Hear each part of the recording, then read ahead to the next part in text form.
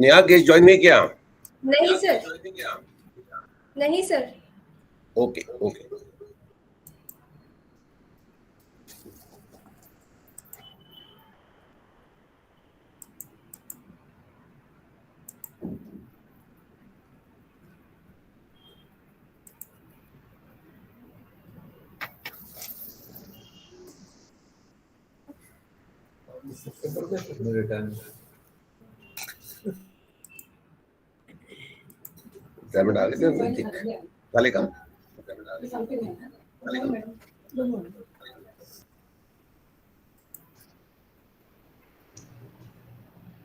Good morning, friends. Namaskar.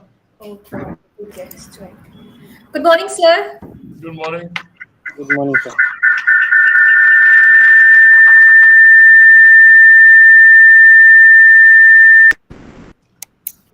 Please start your proceedings. Sir, good morning. Good morning. Good morning. Professor Joshi here. Yeah, good. Nice hearing you. मैं दिख रही हूँ क्या? देख तो जरा. Shall I start, sir? Yeah, please. I said please begin your proceedings. Yes, sir. Thank you so much, sir. Suprabhat, Sat Shri Akal, and a very good morning to everybody. It's a matter of great pleasure that Prerna College of Commerce has organized this conference on a very relevant topic in the present context entitled Recent Advances in Computer Science and Information Technology, which holds a significance in the present day's educational system. Science and technology are marching fast worldwide, and every day there are new techniques and advancing technologies. As far as teaching and learning are concerned, we have to underline the use of the newer and newer technology to make pedagogy more and more effective. To name a few, like artificial intelligence, learning management system, augmented and virtual reality, gamification, and blockchains are playing the key role in the field of education today. We can use them in multiple ways in graded structures. The more technology we use, the easier becomes the process of teaching and learning. This conference aims at acquainting the teachers and students with the recent advances in computer science and information technology. I extend a warm welcome to our chief guest, respected Dr. Gurmeet Singh Ji, the Honorable Vice Chancellor, the University of Pondicherry, and the Chairperson, Ms. Abhilasha Gurde, the Chief Executive Officer, Prerna Seva Mandal. I also extend my heartiest welcome to the Director, Prerna College of Commerce, Dr. Praveen Joshi, the Principal, Dr. Prakash Durupkar, and our keynote speaker, Dr. Balakrishna Bal, Head Department of Computer Science and Engineering, Kathmandu University, Nepal, and all my dear friends. Before the conference is inaugurated with the inaugural address by our chief guest, I would like to invite the Principal, Dr. Prakash Durupkar, to deliver a welcome speech. Over to you, sir. Good morning and namaskar to one and all. We are all aware about recent advances that emerged in the field of computer science and information technology. These advancements are positively affecting our daily life in the domain of education, health, industry, and many more. These developments motivated us to organize such needed conference for the teachers, scholars, and researchers to enhance their knowledge and understanding. Our primary aim is also to make our students aware of recent advances along with their curriculum. For 2 days, eminent resource persons are going to share and present their expertise and views on various topics. I am sure it is going to benefit not only our teachers to make their teaching learning experience more effective, but also our students are going to learn interesting and knowledgeable concepts. I'm delighted to welcome our most respected chief guest, Dr. V. Gurmeet Singh, Vice Chancellor, University of Pondicherry, Tamil Nadu. I am glad to welcome Chairperson and Mentor, Dr. S.C. Gulhane, Secretary, Prerna Seva Mandal. I am pleased to welcome CEO of our college, Dr. Ms. Abhilasha Gurde Madam. I also would like to welcome our keynote speaker, Dr. Bal Krishna Bal, who is an Associate Professor and Head Department of Computer Science and Engineering, Kathmandu University, Nepal. I am happy to welcome Dr. Kiran Sri Pokuluri, the Professor and Head of Computer Science and Engineering Department, Sri Vishnu Engineering College for Women, Andhra Pradesh. I extend my welcome to moderator Dr. Sonu Bal Garg, Assistant Professor in the Department of Electronics and Communication Engineering, IK Gujral, Punjab Technical University. I am pleased to welcome our source of inspiration and guide, Dr. Praveen Joshi, Director of Prerna College of Commerce. Last but not the least, I welcome all registered stakeholders of Prerna College of Commerce and participants who have joined from all over the globe. I hope that each one of you will immensely benefited by attending this conference. Thank you all once again, and a hearty welcome to today's first session. Over to Ms. Neha Samudre. Thank you very much, sir, for this beautiful welcome note. Now I invite Dr. Praveen Joshi, the Director of Prerna College of Commerce, to make an introductory remarks. Sir.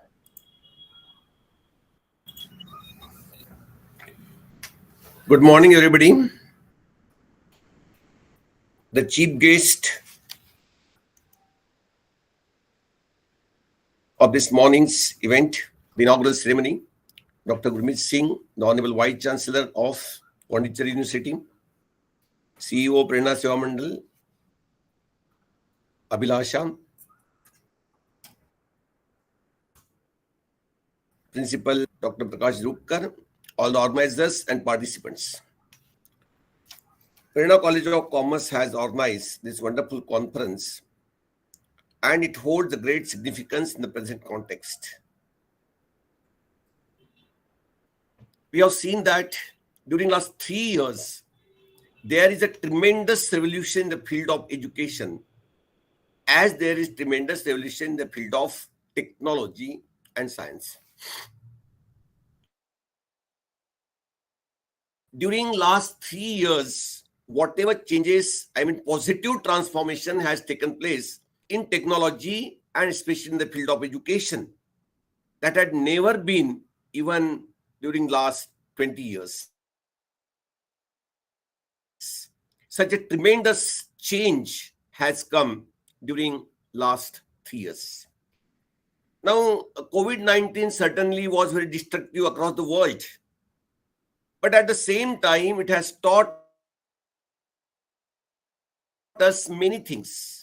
And one of those important things was to upgrade our technology to the extent that even if the whole world stops, technologically, we must go ahead. Education must go ahead. Teaching must go ahead. Learning must go ahead. And that is what we have done during last 3 years. We have upgraded our technology to the extent that now hybrid teaching mode has become possible for us. And even the students from remote areas can study in a better manner as if they have been studying in the classroom itself. Now, the traditional classrooms are becoming fast a matter of history. We are witnessing a tremendous change in the classrooms. Now, traditional classrooms are being replaced with digitalized classrooms. Smart boards are there instead of blackboards. Even writing instruments have changed. Traditional notebooks are no longer there. Printed books are no longer used these days. After 10 years, the technology will be so advanced that the children studying at that time will be surprised to see the printed books. That much change has come over entire world. Now, under these circumstances, when we are digitalizing everything, the responsibility of the computer science department and computer application department in every college grows multifold. Now, it is the responsibility of the computer science department to upgrade the e-infrastructure of every college so that learning and teaching become rewarding and fruitful in every respect. So, with that view in mind, this conference has been organized so that all the participants, who are mainly teachers and scholars and researchers, will be acquainted with what are the recent developments, recent progress in the field of computer science and computer application, as well as information technology. And for this, we have a very right person as the chief guest who will enlighten us on all these issues related to the theme of the conference. Dr. Gurmeet Singh is called a man of science. If you go through his profile, it's very enriched one. So I personally welcome our chief guest, Dr. Gurmeet Singh, for his gracious presence here. Thank him for accepting our invitation promptly and wishing all the organizers and the participants all the best. I put an end to my words. Thank you very much. Thank you very much, sir, for having set the right tone for the conference through your introductory remarks. Friends, it is a matter of great pride and privilege to have a very eminent personality with us to inaugurate this conference, and that is none other than Dr. Gurmeet Singh, the Honorable Vice Chancellor of the University of Pondicherry. Professor Gurmeet Singh, a renowned academic administrator and an internationally reputed expert in the field of corrosion science and smart materials, has taken over as the Vice Chancellor, Pondicherry University. Professor Singh began his academic career as lecturer in Department of Chemistry, University of Delhi in 1976, rising to become a professor about 20 years ago. Although his career has been distinguished by the successful manner in which he has contributed to the administration, University of Delhi, and he has University of Delhi and other public institutions while maintaining a very high level of research output in terms of quality as well as quantity. Before that, he served his service for the position of Proctor, head of the department, member of the Executive Council, and numerous other administrative positions in University of Delhi, besides serving as officer on service duty. He had been on high-level committees of the UGC, CSIR, and several other public institutions.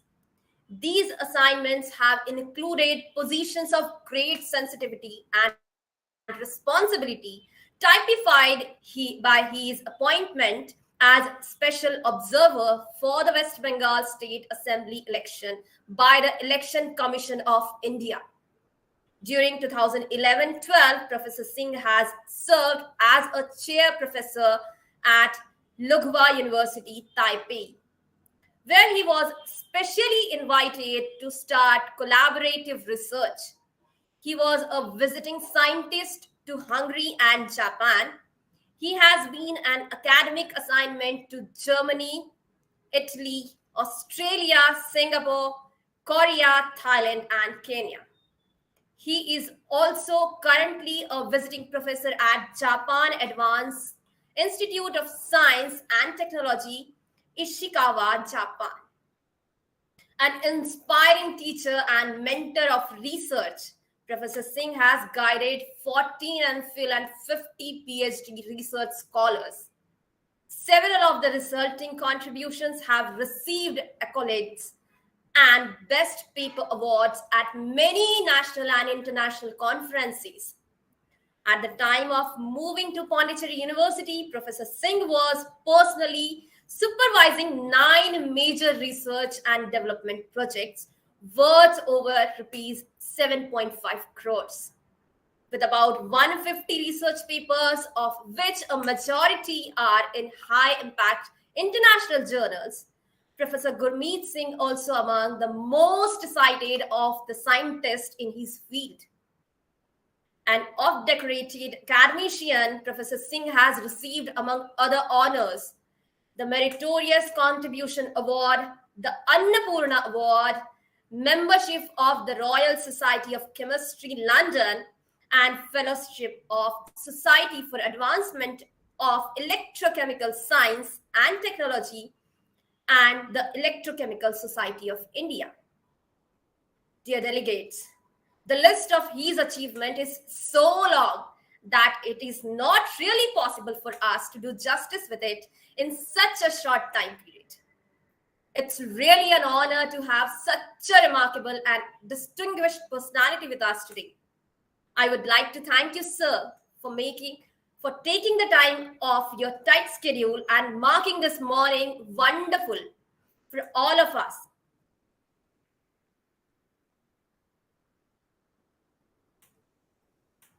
With your august presence now, on behalf of Prerna College of Commerce, I request Dr. Gurmeet Singh, sir, kindly to enlighten us with his address and inaugurate the conference. Over to you, sir. Thank you, Dr. Neha, for very kind words about me. Thank you so much, sir. Dr. Prakash, the principal of the college, Dr. Praveen, who has organized this, all office bearers of Prerna College of Commerce, and Dr. Balakrishnan, who has agreed to deliver the talk all the way from Nepal, and all other participants who are here. When Dr. Praveen Joshi repeatedly pestered me to address this conference, despite my lot of commitments these 3, 4, 5 days, I immediately said yes. The reason is that I am of the opinion that the real science and the real progress begins from colleges, not from universities. And if colleges would provide the right backbone to all subjects, I suppose our universities will never look back, and there is no reason why shall we not be rated amongst the best.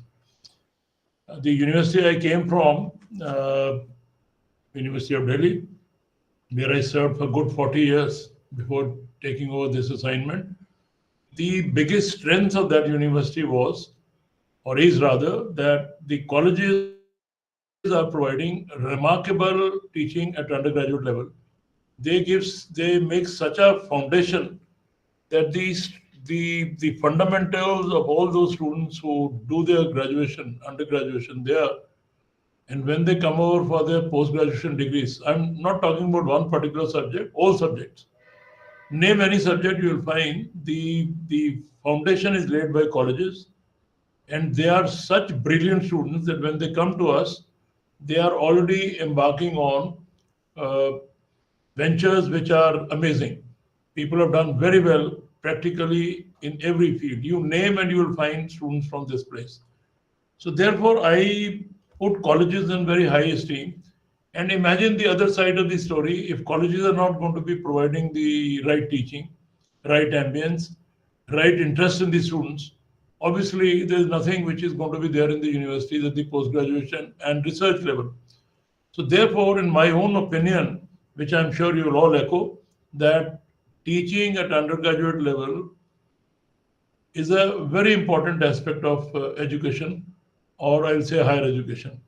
And if that is looked into, I suppose we will be where we wish our country to be. And not that we are not marching ahead, we are doing very well, let me tell you. But unfortunately, and I don't mince words when I say this, colleges in certain parts are doing very well. I named one. And in majority of the other places, colleges are not being paid proper attention. They are not being funded adequately. Private colleges are there.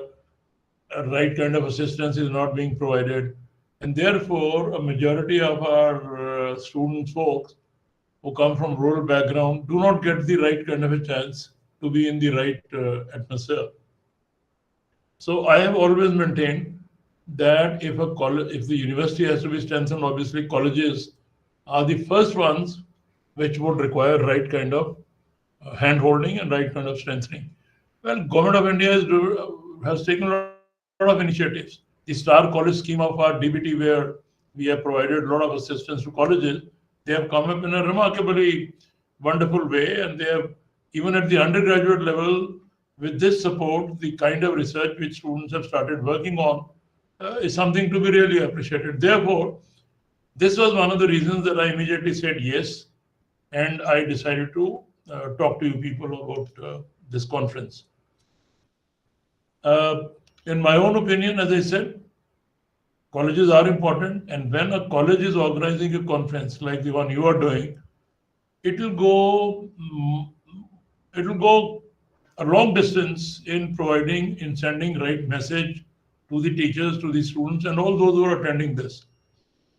And I'm conscious of the fact that organizing a conference of this kind is not a very easy exercise.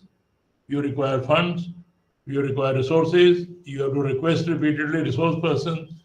And I have always maintained that it is only the busiest fellow who will find time to do everything in the best of ways.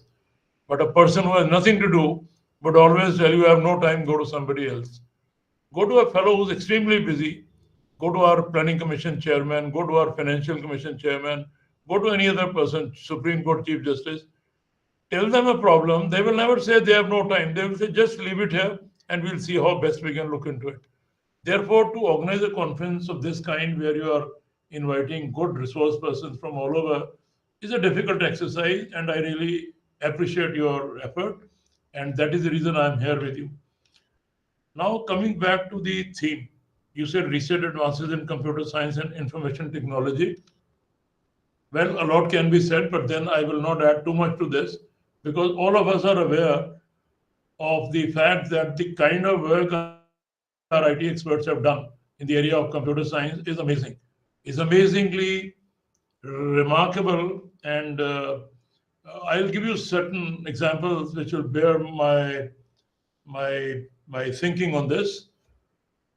When pandemic set in, we were all in a state of, I'll give the date, 22nd March 20, when the lockdown started.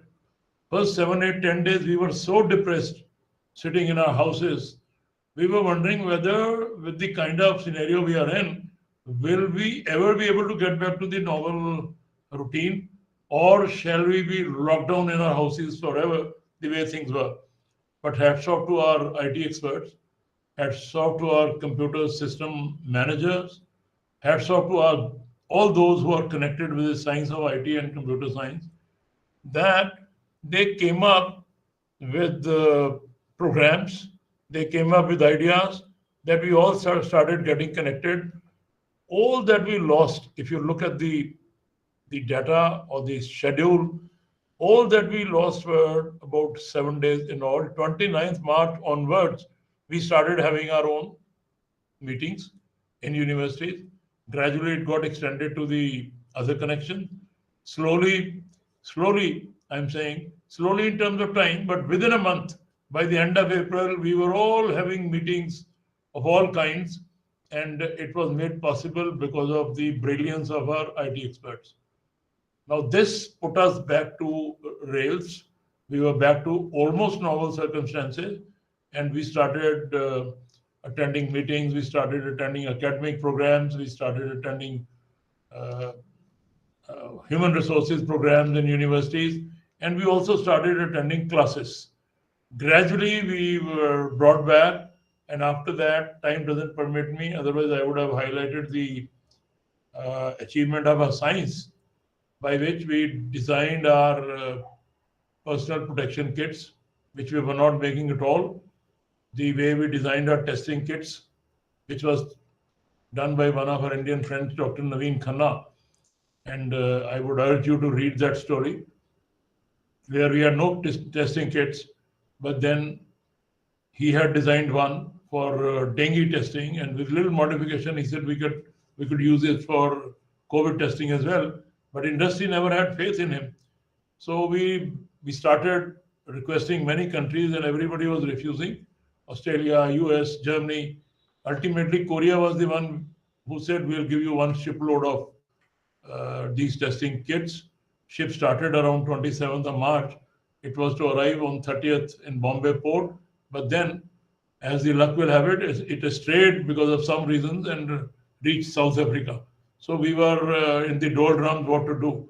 Then ultimately we started with Dr. Naveen Khanna's kits, and after that, it's to cut a long story short, something which otherwise would have cost us 1,000 rupees. With his kits, we were costing about 70 to 100 rupees. And now, when we actually started testing in bigger way, 78% of the market share was of this. So there are a lot of others who worked on this. There was a gentleman called Dr. Rahul Rastogi who designed a ECG, which was available for 200 rupees. And all that came up during COVID. Now, what I'm trying to tell you is our scientists rose to the occasion, and the way they came up, I think it was a lesson for the entire world, the way we managed our COVID. And ultimately, as we moved on, we left COVID behind. We started having almost normal life. Hats off to our IT experts again. And of course, it is known all over the world that Indian IT experts are great minds. They are all over. You also know that they are fanned all over. But you must be wondering, young students who are listening to me now, you must be wondering that this number must be in lakhs, that every country you go over, Indians are there. Now, when I tell you the actual figure, you will be amazed, you will be stunned that this figure is not more than 50,000 all over the world. And this 50,000, which is super specialist IT experts, which are all over the world. I don't mind saying this. I was visiting Silicon Valley a couple of years back, and when we were having lunch in that market, it was as if it is one of those Bombay or Delhi markets with very few Americans visible. Majority were our Indian friends and few from the yellow race. And I got a feeling that Americans are visiting that city, whereas it was in the heart of Silicon Valley. That is the force. So this number is only 50,000, or maybe now 70,000 over the last 22-3 years, if you count. Now, where has this 50,000 come in? Have you ever pondered over it? This has emerged from 0.1% of these super specialists that we have. Super specialists, people from computer science, they have come from 0.1% of the students who reach the stage of doctorate in computer science and MTech in computer science.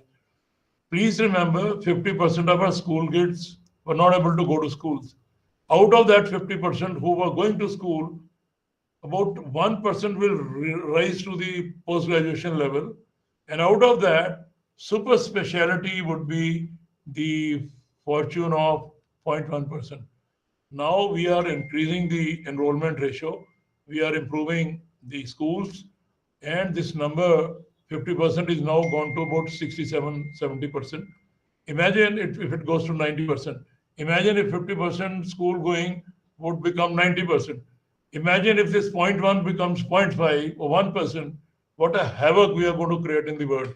But despite all that, computers are the cheapest in our country. We are doing very well. We are designing our own programs. Most of the universities you go, They all have in-house built programs. This is what our IT experts did, and the way we tackled this pandemic, the way we came out of it, the way we served our education, I think it's a lesson which the entire world is appreciating. And I'm not getting into the other part. I will leave it to you as an exercise that if you count the number of deaths in our country and as compared to this, look at those countries who are following Indian protocols in terms of having smallpox vaccinations earlier, then BCG vaccination. All those who followed Indian protocols, there were very few deaths. Hungary and adjoining countries are examples, but wherever it was not being followed, Italy, Germany, United States, you can see the number of deaths, it was 50 times more. So this is the strength of our system. This is the strength of our brilliance, of our minds. And this is what we need to tell the entire world, that we are here now. But the best part of our minds is that we believe in peace, we believe in coexistence, we believe in cooperation. We don't believe in expansionism like our neighbors think of. Therefore, if our ideology about expansion of education is kept in mind, it is one of progress, it is one of peace, and if that spreads to all world, I suppose we will be in a better place to live. All those conflicts which we are facing will not be there. And I would look at this situation, this stage where young minds of Prerna College and others who are attending to this have a long way. Obviously, they would be looking for higher pursuits in their life. And I want to tell them that you are all, I'm talking about students, you are all in a place, you are all in a country which is the, I would put it, I would not hesitate, we are the youngest country in the world, though we are going to be the number one in population, but we are the youngest country. So we have a lot of great potential. Others don't have. Japan is an aging country. Though they may be having more resources, but there is nobody to manage all that. And we are the ones to whom the entire world is looking up to.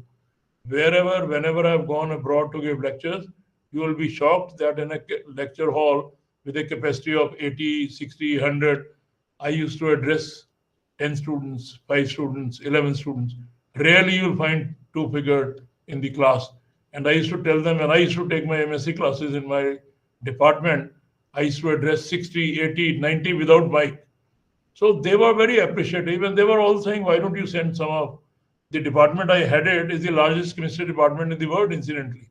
680 students we are catering to, MSc students. So when I used to tell them this is the way we have been managing, they used to get a shock of their lifetime. How could you do this? I said, yes, and our students have fanned all over. You name a university, you will find a student from that. So this is the strength of our science, and this is the strength of our IT experts. So students who are here, who are listening to me, should feel fortunate that you are in a country which is on the takeoff, which is the entire world is looking up to us. You are in a subject called computer science and IT, which is the subject to work on. You are at the best of time in the best of country where the entire world is going to be looking up to. All that you need to do is put in your best wherever, whatever class you are in. If that is done, I think sky will not be the limit for you to go for. One cannot say that I am not very good in English or I am not very good in Marathi or whatever. Let me tell you, there is always a scope to learn, and we have 24 hours. 24 hours in a day, if you judiciously utilize, you will never regret in your life. And anything you can come up with at any time of your career. I will give you some examples, but then look at Mr. Narayana Murthy.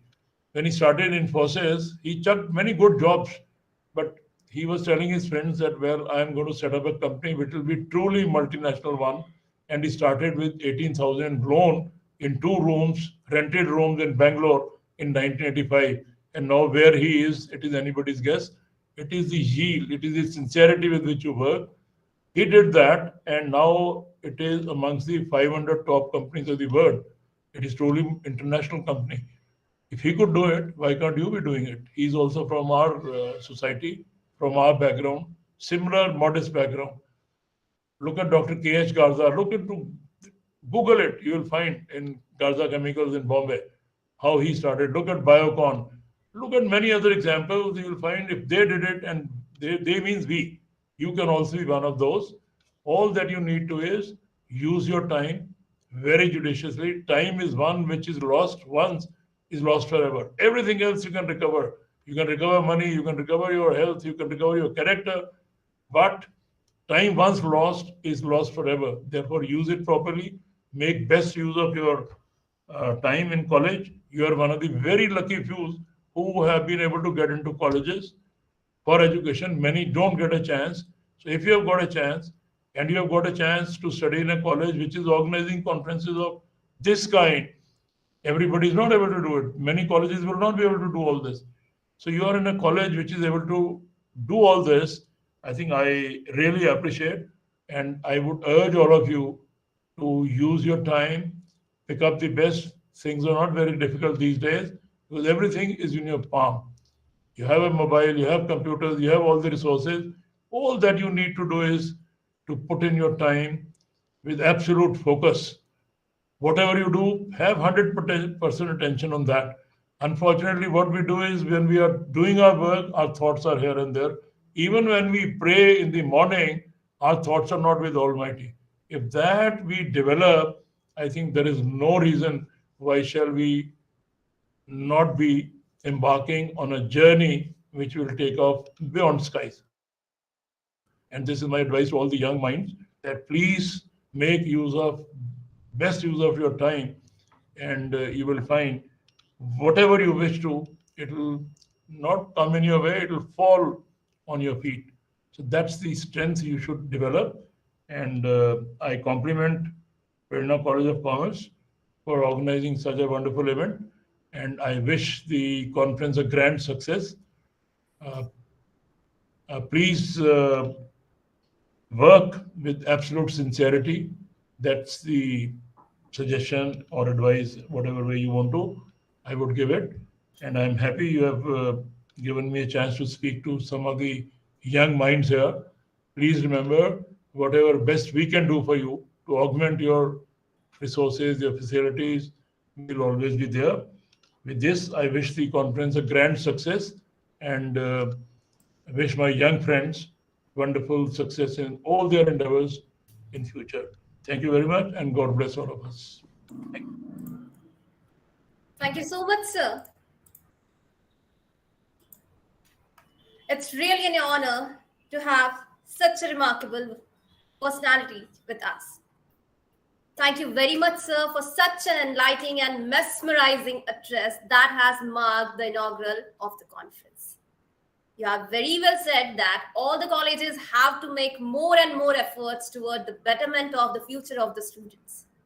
Sir, have elaborated how computer science and IT experts and all the scientists have came up with the new ideas and have worked hard during the pandemic and anybody can do anything with this positive mindset.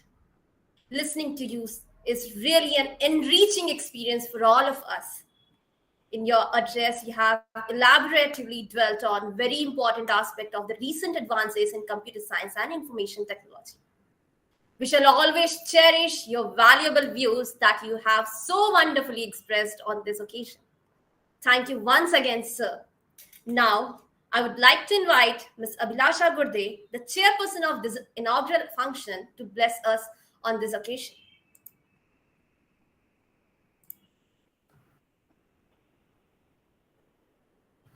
Sure. Good morning, all.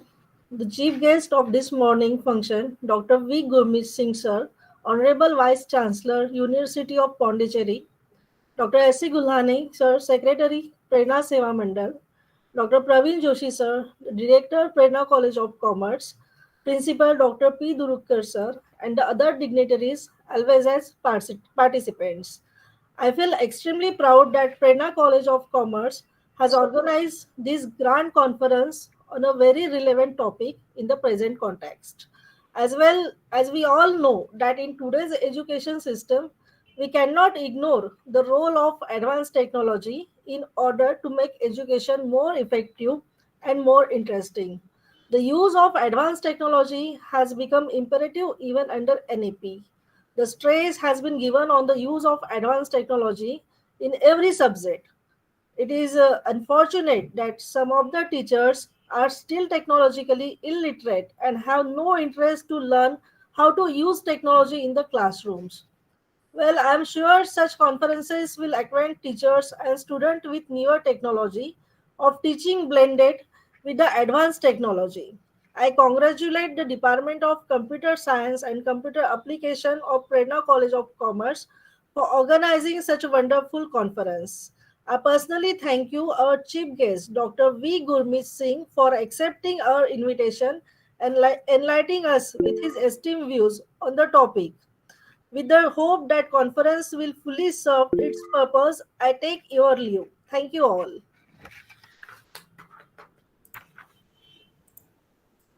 Thank you so much, ma'am, for the words of encouragement and for your valuable time.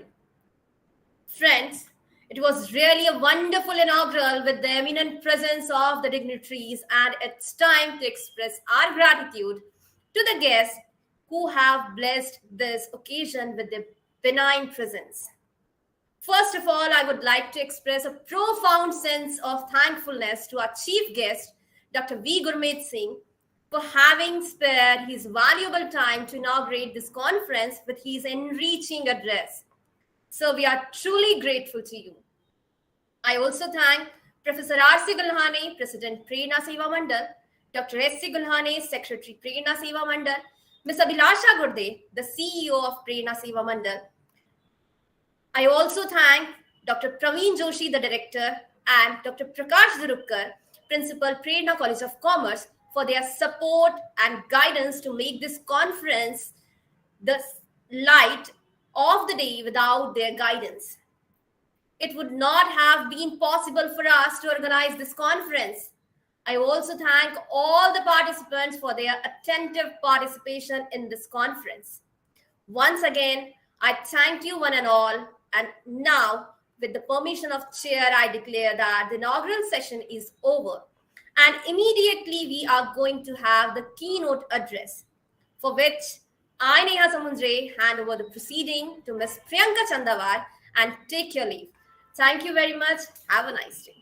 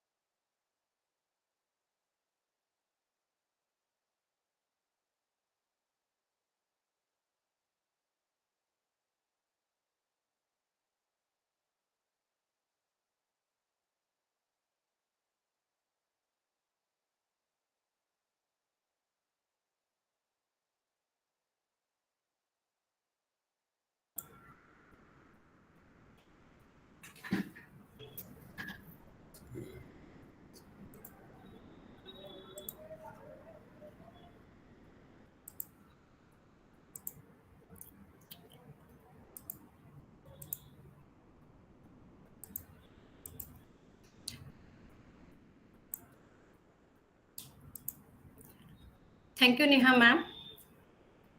Good morning to all of you. I, Priyanka Chandava from Department of Computer Science, warmly welcome our honorable chief guests, speakers, and delegates across the world in the two-day international conference on recent advances in computer science and information technology organized by Department of Computer Science and Department of Computer Application. I would also like to thank you, Dr. S.B. Kishore sir. Friends, after a wonderful start, now we are heading to the keynote session. An eminent personality we have with us today as a keynote speaker is Dr. Bal Krishna Bal. Presently, sir holds the position of Associate Professor and Head at the Department of Computer Science and Engineering, Kathmandu University, Nepal. He has total experience of 17 years. Sir has completed his bachelor's and master's degrees in informatics and computer engineering from Russia. He has also given his valuable services at Madan Puraskar Pustakalaya, Nepal. Two of the language technology projects, namely the Bhasha Sanchar project and Pan Localization project. His primary research area is natural language processing, and he has conducted various research and development of NLP application like the spell checker, grammar checker, and many more. He has delivered many lectures and worked as a resource person in many seminars, webinars, conferences, and workshops. His articles have been published in many national and international journals. Sir was nominated as the finalist for the Fulbright PhD Science and Technology Award by the Binational Fulbright Commission Board of Nepal in 2006. His profile is very long and it is not possible to cover whole in such a short span. We are very fortunate that such a multi-talented personality is a keynote speaker of our international conference. Welcome, sir. I would like to thank you for taking the time out of your heavy schedule and gracing this August morning with your glorious presence. Thank you, sir. Thank you so much. Now, I would like to introduce Honorable Chairperson of the keynote session, Dr. Leeladhar Revatkar. Sir presently holds the position of Senior Assistant Professor and IQAC Coordinator of Prerna College of Commerce. He has total experience of 14 years. He has awarded as Best Educatorist Award 2017 by International Institute of Education and Management, New Delhi. He is an author of 6 international books and 21 national books. His articles have been published in 3 national and 21 international journals. He has delivered many lectures and worked as a resource person in many seminars, webinars, and workshops. Welcome, sir. Now, on behalf of my college, I request respected Dr. Bal Krishna Bal to please enlighten us with your talk. Over to you, sir. Thank you. Thank you so much. Good morning, everybody. And thanks a lot to Professor Joshi and team for organizing this conference and giving me this opportunity. So let me start presenting.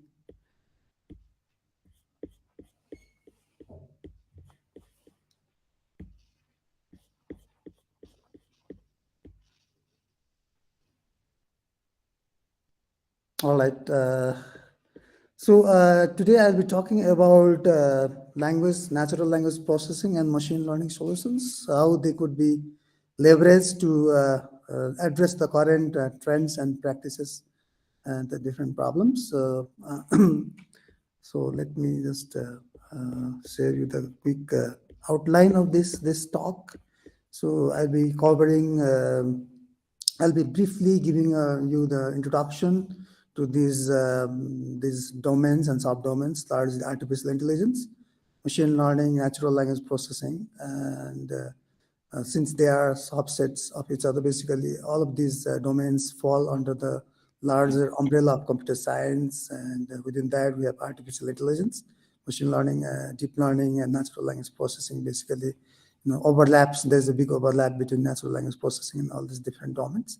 I'll be also talking about this, the role of machine learning and deep learning in this typical NLP pipeline, that's natural language processing, because natural language processing is basically a sequencing problem. Basically, it represents a pipeline. So we'll have different components and modular components which constitute this pipeline. And I'll be also shedding light on the uses of machine learning and deep learning for these different tasks. And then I'll let you know some recent trends of NLP and ML, some of the achievements, some of the breakthroughs that NLP has made in the recent years, right? And then I'll be also briefly talking about this transformers, which has revolutionized everything in the field of NLP, at least. natural language processing, right? And then give you an overview about the model. And finally, I'll conclude this presentation with a summary of whatever I presented. All right. So as you can see here, this is the larger picture of artificial intelligence, machine learning, and natural language processing. So as I already shared with you, all of these domains or subdomains fall under the larger umbrella of computer science. But artificial intelligence, within artificial intelligence, we have machine learning and deep learning. That's the further specialization of machine learning. And as you can see that natural language processing, which is all about processing natural language, right, encompasses machine learning, deep learning, as well as artificial intelligence. So there is a larger overlap of natural language processing within these subdomains. And basically, within natural language processing, we have natural language generation and natural language generation, and then there's synthesis, right? So recognition, sorry. So natural language generation is all about generating, all about asking the machines or enabling the machines to generate natural language in the same quality as we humans speak. That's NLG. And then natural language understanding, that's NLU. That's about making the machines understand the human language. So those are basically two broader tasks or two larger tasks within natural language processing. And of course, we apply different machine learning and deep learning techniques to address these problems within natural language processing. And natural language processing also in itself has several classical approaches within the domain to solve several natural language processing. So one of the biggest problems of any natural language is ambiguity, which we are all familiar about, because there are words or even sentences in the language which could mean more than one meanings. And it's been a problem to the researchers of the NLP community, of the AI community, to constantly come up with solutions to solve these problems. Okay, so let's now look at the role of machine learning or deep learning in the typical NLP pipeline. As I already mentioned, NLP is basically a sequential task or problem. So as you can see there are different components or modules within this pipeline, within this workflow, right? And as you can see here, we have several components or modules here. Morphological analysis, which basically deals with analyzing the words analyzing the text in the word label. That's morphological analysis, right? And then followed by syntactic analysis. That's about analyzing the syntax of the text, right? That's essentially the grammar. And then the higher level is semantic analysis, right? So in the semantic analysis, the meanings carried by this text are analyzed. And moving further above, that's the discourse level, where we basically consider context and then the pragmatics, right? And meanings within the context and all. So as you can see here in this pipeline, there are different tasks that should be done, like tokenization. That's breaking down a word into tokens, or a sentence into tokens. That's a token could be a word, or in the character level, it could also be in the character level. Tokenization is important. And similarly, we have in the morphological analysis, we have the stemming problem. That's basically breaking down the word into its stem or root word, and followed by suffix, prefixes, and all those things. So stemming, that problem is particularly important in the light of search engines. That's information retrieval. We all are familiar about Google search engine, for example, or Bing or whatever that we basically use in our daily lives. And in order for the search engines to return us relevant documents, the stemming is the very important task of natural language processing, because essentially, there could be many inflections or derivations of the same word, meaning, but essentially they belong to the same root word. So if we are looking, if we pass the keyword as sing in the search engine, right? So it should not only return documents containing the word sing, but also words containing singing, sang, song, and song, and singing, and all those different documents, right? And that's possible only through stemming. That's the application there, right? And when talking about the syntactic analysis, as you can see here, we have parts of speech tagging and syntax checking. Those are the problems. Those are the representative problems there. Parts of speech tagging is a very important exercise in natural language processing. That's basically assigning the different parts of speech category to different words: noun, verb, adverb, adjective, and so on.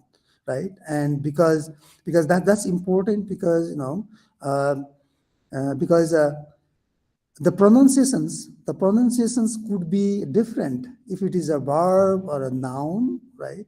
Depending on, for example, book of light, that the word book is a verb there, whereas I borrowed a book from the library, that's a noun, essentially a noun, right? Depending on that, the next level of application that can be developed once we put parts of speech tag or text would be named entity recognition, right? That is basically identifying or detecting the named entities or proper nouns of organizations, let's say, or countries, and all those stuffs. And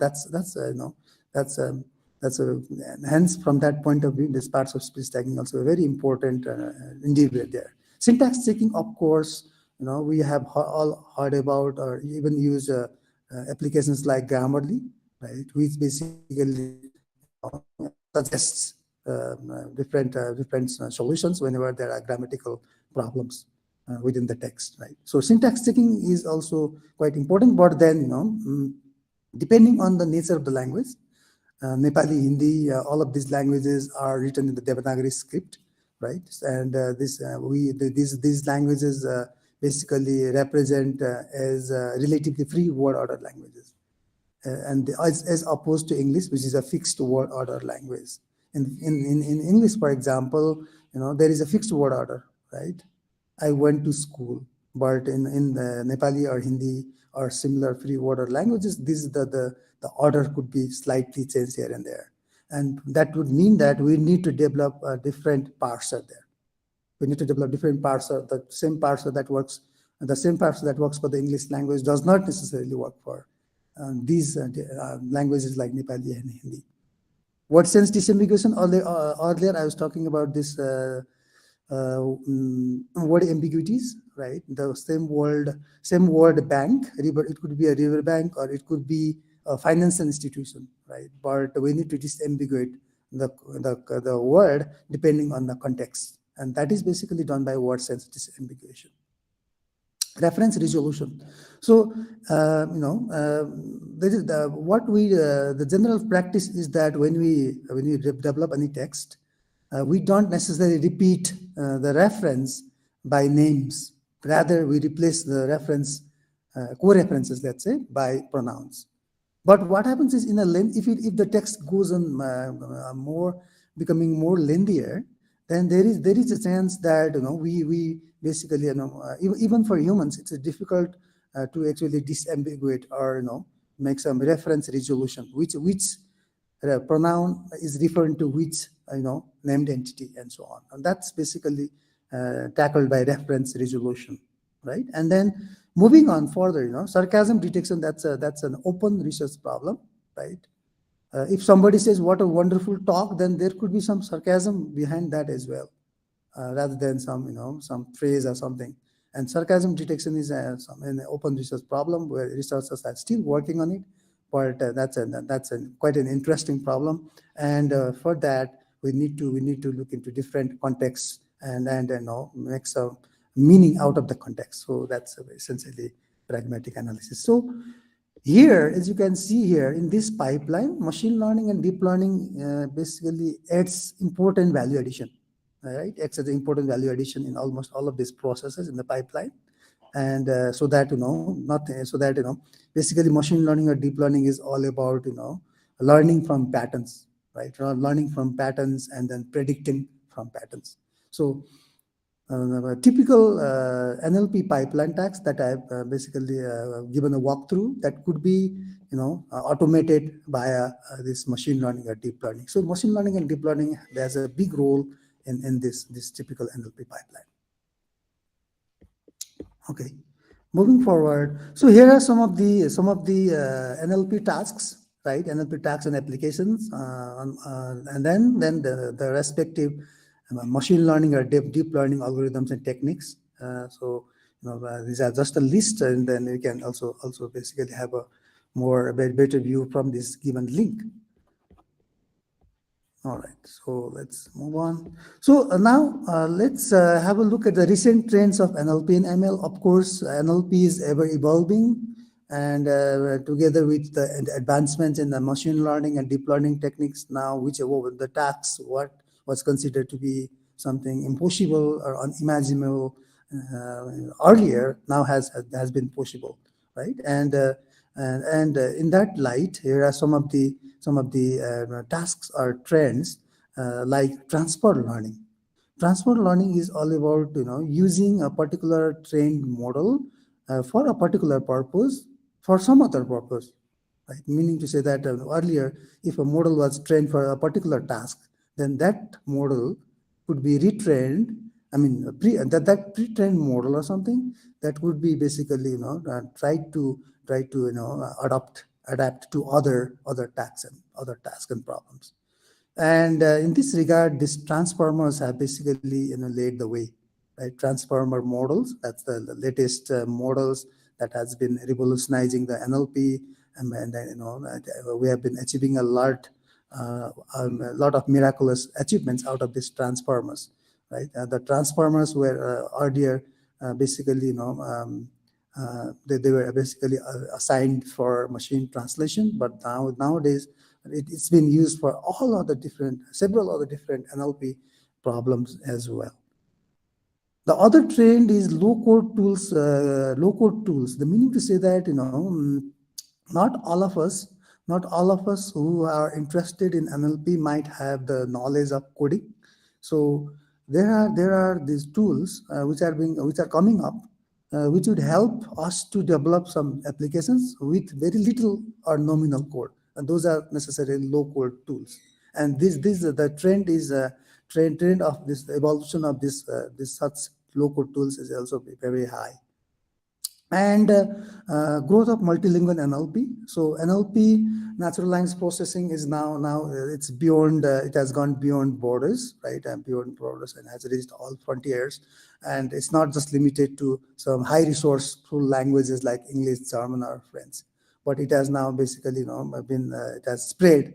It has widespread to other low resource languages as well. So in that respect, there's a lot of growth of multilingual NLP, and which is a very good thing, good news for low resource languages like Nepali and other languages in this region. And the other trend is the combination of supervised and unsupervised machine learning methods, because each of these approaches or methods have their own strengths. And then we have also this reinforcement learning, which is a different paradigm of machine learning, which basically is a reward and punishment based approach of learning. And that has also basically been coming up in the recent years and been used in different problems, right? Similarly, we have automating customer services are being automated, right? And NLP for social media monitoring. We'll talk about that in the next slides. There's a lot of profanity detection, a lot of use of foul words or bad words, and all of these needs to be detected in time and then moderated, or and then if somebody is being offensive, then he or she has to be brought to book, right? So for that purpose as well, the social media monitoring, for that purpose, we require natural language processing. And fake news and cyberbullying are, are phenomenal, right? Lately, even during the COVID-19 period, we are aware of different fake news about COVID-19 and all those stuffs, right? And that would basically create some terror and some sort of confusion among the end users, and that needs to be detected on time. And so there's I was talking about profanity detection all, and cyberbullying is another problem that's increasingly coming up in the social media, and that also needs to be addressed somehow through the uses of natural language processing techniques. So these are some of the trends of NLP and ML. Transfer. So let's try to delve these different trends in a larger detail. Let's talk about transfer learning first. So transfer learning, as I already mentioned earlier, this is about reusing a model trained for a particular purpose for another task, right? So that basically that saves us a lot of time, and rather than building something, some model from scratch, that will be very useful. So just fine tune a pre-trained model. So these days, it's a very trending thing that we do not necessarily train a model from scratch, but rather use a pre-trained model and then fine tune it for our specific problems. And this is quite popular in the field of computer vision, right? And in NLP tasks as well, it's coming up. For example, in intent classification, sentiment analysis, which is about analyzing the positive, negative, and neutral, and all those different sentiments or opinions. And also in named entity recognition, which I mentioned earlier, that that named entity recognition basically builds on the parts of speech tagging application. Right. Okay. Moving on. So these transformers are basically revolutionizing natural language processing. That was the biggest breakthroughs in 2021, right? And with the development of this GPT-3, that's generative pre-trained transformer 3, right? Which can even create articles from scratch. So that's something that could be considered the biggest breakthrough in 2021, right? And then that's possible because it understands the context of words, right? That's the unique capability of transformers, right? And larger focus of NLP community is now towards BERT, right? BERT models and this embeddings from language models, ELMO, right? And these models, these models, BERT and ELMO, they have been trained on these large amounts of data and have been proven instrumental to improve the performance of wide range of NLP problems. So transformers are basically leading the way and revolutionizing the whole entire NLP.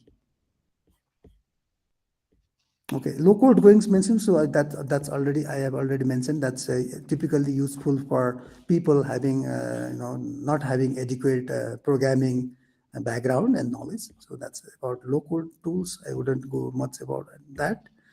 Growth of multilingual NLP, that's also I have basically covered. So that it's a good thing that the companies like Google and Facebook are basically investing their resources on this thing, right? And they have been publishing this pre-trained multilingual models, right? And this Facebook's models, XMLR, M2M100, and that's been that can now translate 100 languages without relying on English data. So this Facebook's initiative of about this no language left behind now supports the machine translation for about 200 languages. So that's also an achievement. And we are also familiar that Google Translate right now supports 100 plus languages for the translations. So we can see that there is quite an investment from big companies like Google and Facebook also in this direction. So this clearly indicates a growing trend in multilingual NLP models. Okay, so as I mentioned, supervised and unsupervised machine learning methods have their own strengths, right? And strengths. So rather than using just one of those, so it would be a good idea to combine their strengths, so use them in a combined manner, right? Because if we are going for a supervised machine learning approach, then the major issue is, of course, training data sets. So meaning to say that we need to have labeled examples, and sometimes it's not easy to basically have those resources. So in that scenario, in such a context, we could go for unsupervised machine learning methods, which don't require such labelings or such predefined classes or labelings on part of the users.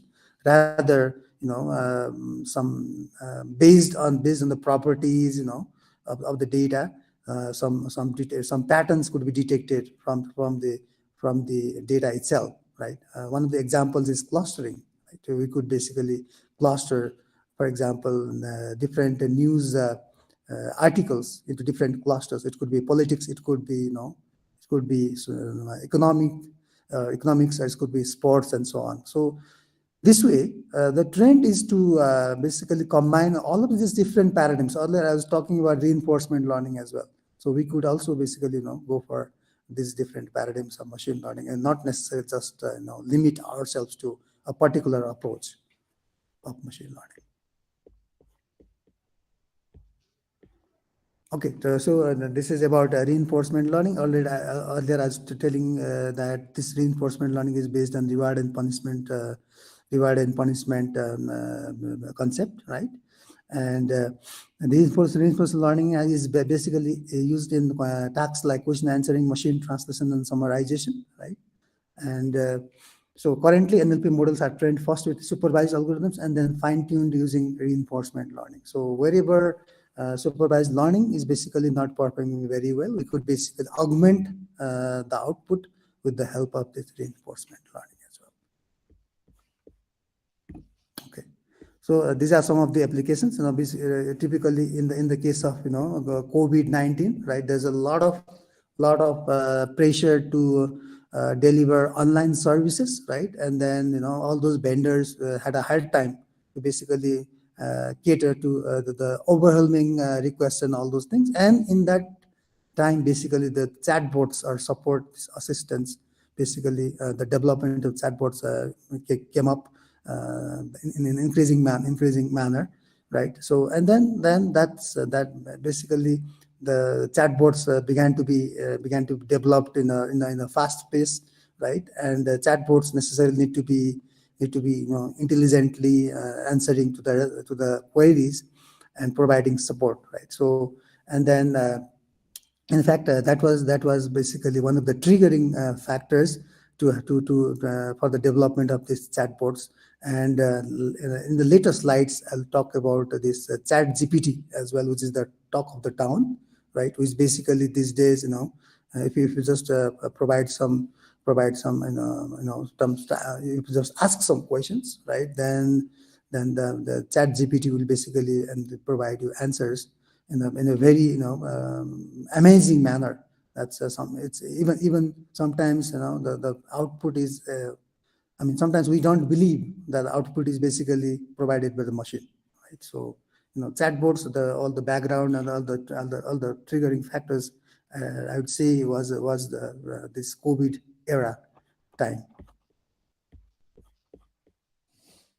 Okay, NLP for social media monitoring. So a lot of sentiments is basically being expressed in the social media, but and it's important that these sentiments are tracked on time. So if there is an election going on, then it would be the interest of the political parties or even individuals to see how they are faring among the voters, right? And similarly, if somebody is releasing some product, right, he or she would be interested in in knowing the perception of the end users on that product. So sentiment analysis, opinion mining. So That's part of social media monitoring as well, analysis and detection, right? And other could be, I was talking about this profanity detection as well, right? So there's a lot of instances where the people basically misbehave in the social media in terms of comments or in terms of all those different activities. So that also needs to be detected, and that's where natural language processing could basically come into play. The fake news and cyberbullying. So these are some of the burning problems, contemporary problems, and these are also these also needs to be addressed, and which are being basically tackled by this natural language processing algorithms, machine learning, and deep learning algorithms. So now let's talk a bit about transformers, right? Transformers, which are revolutionary models. Basically, they have revolutionized everything, all our perceptions about about natural language processing, right? So there are many things that have been basically made possible by these transformers, right? And there is this. I wanted to start with this old saying in English: when you have a hammer, everything looks like a nail. And in machine learning, it seems like we have discovered a magical hammer, right? And for which everything is in fact a nail, and they are called transformers, right? So it could be not very exaggerative when we say that transformers is the latest solutions to most of the NLP problems, right? So transformers, interestingly, surprisingly, can be used to translate text. Machine translation, that's a typical task that transformers can handle. Not only that, and it could even write poems and opinion editorials, right? So even generate computer codes. So things are changing. Transformers are basically changing the way we are looking at things and looking at the world. And transformer is a type of neural network architecture, and it was first introduced in 2017, right? And prior to that, we used to use RNN, this recurrent neural networks, but it had its own problems. RNN had its own problems, own issues, right? So RNNs basically handled short text wonderfully well, but when it came to dealing with long paragraphs and essays, then RNN had some issues there, right? And with the advent of transformers now, this is more or less solved. So now with the RNNs, transformer could vary efficiently, and the one of the good things about transformers is that on top of the fact that it deals with sequential problems, it also allows parallelization of different processes, which was not possible with the recurrent neural networks or RNNs, right? And GPT-3. GPT-3, the especially impressive text generation model, which writes almost as well as a human, in the same quality as human, was trained to some 45 terabytes of text data, including almost to the public web. And in fact, the chat GPT that I mentioned earlier is basically an advanced form of GPT-3, right? Okay. So here is the architecture, the transformer architecture that's credited to Vaswani et al. 2017, right? And in the structure, the innovation behind transformer consists of three main concepts, right? Positional encodings, and meaning to say that each word would have its own order, right? Orderings, and then the attention, right? So which particular word needs to be attended or given more attention, more focus, and then self-attention as well. Among the small groups of sentences, what particular word interdependencies would there be, right? So basically, transformers, the achievement that transformer is showing is basically the strength is showing because all of these different concepts like position encodings, attention, self-attention is basically encoded in there, incorporated in there, which was missing, basically missing in the earlier models like RNNs. Right. So about position encodings, I was talking about, the idea is to take all the words in your input sequence, right? In this case, English, let's say, and then append each word with a number or its order, right? So we have I basically put here an example here, right? And the key idea about this position encoding is that each word order is basically stored as data, not structure, and the neural network becomes easier to train if we move that way. Okay.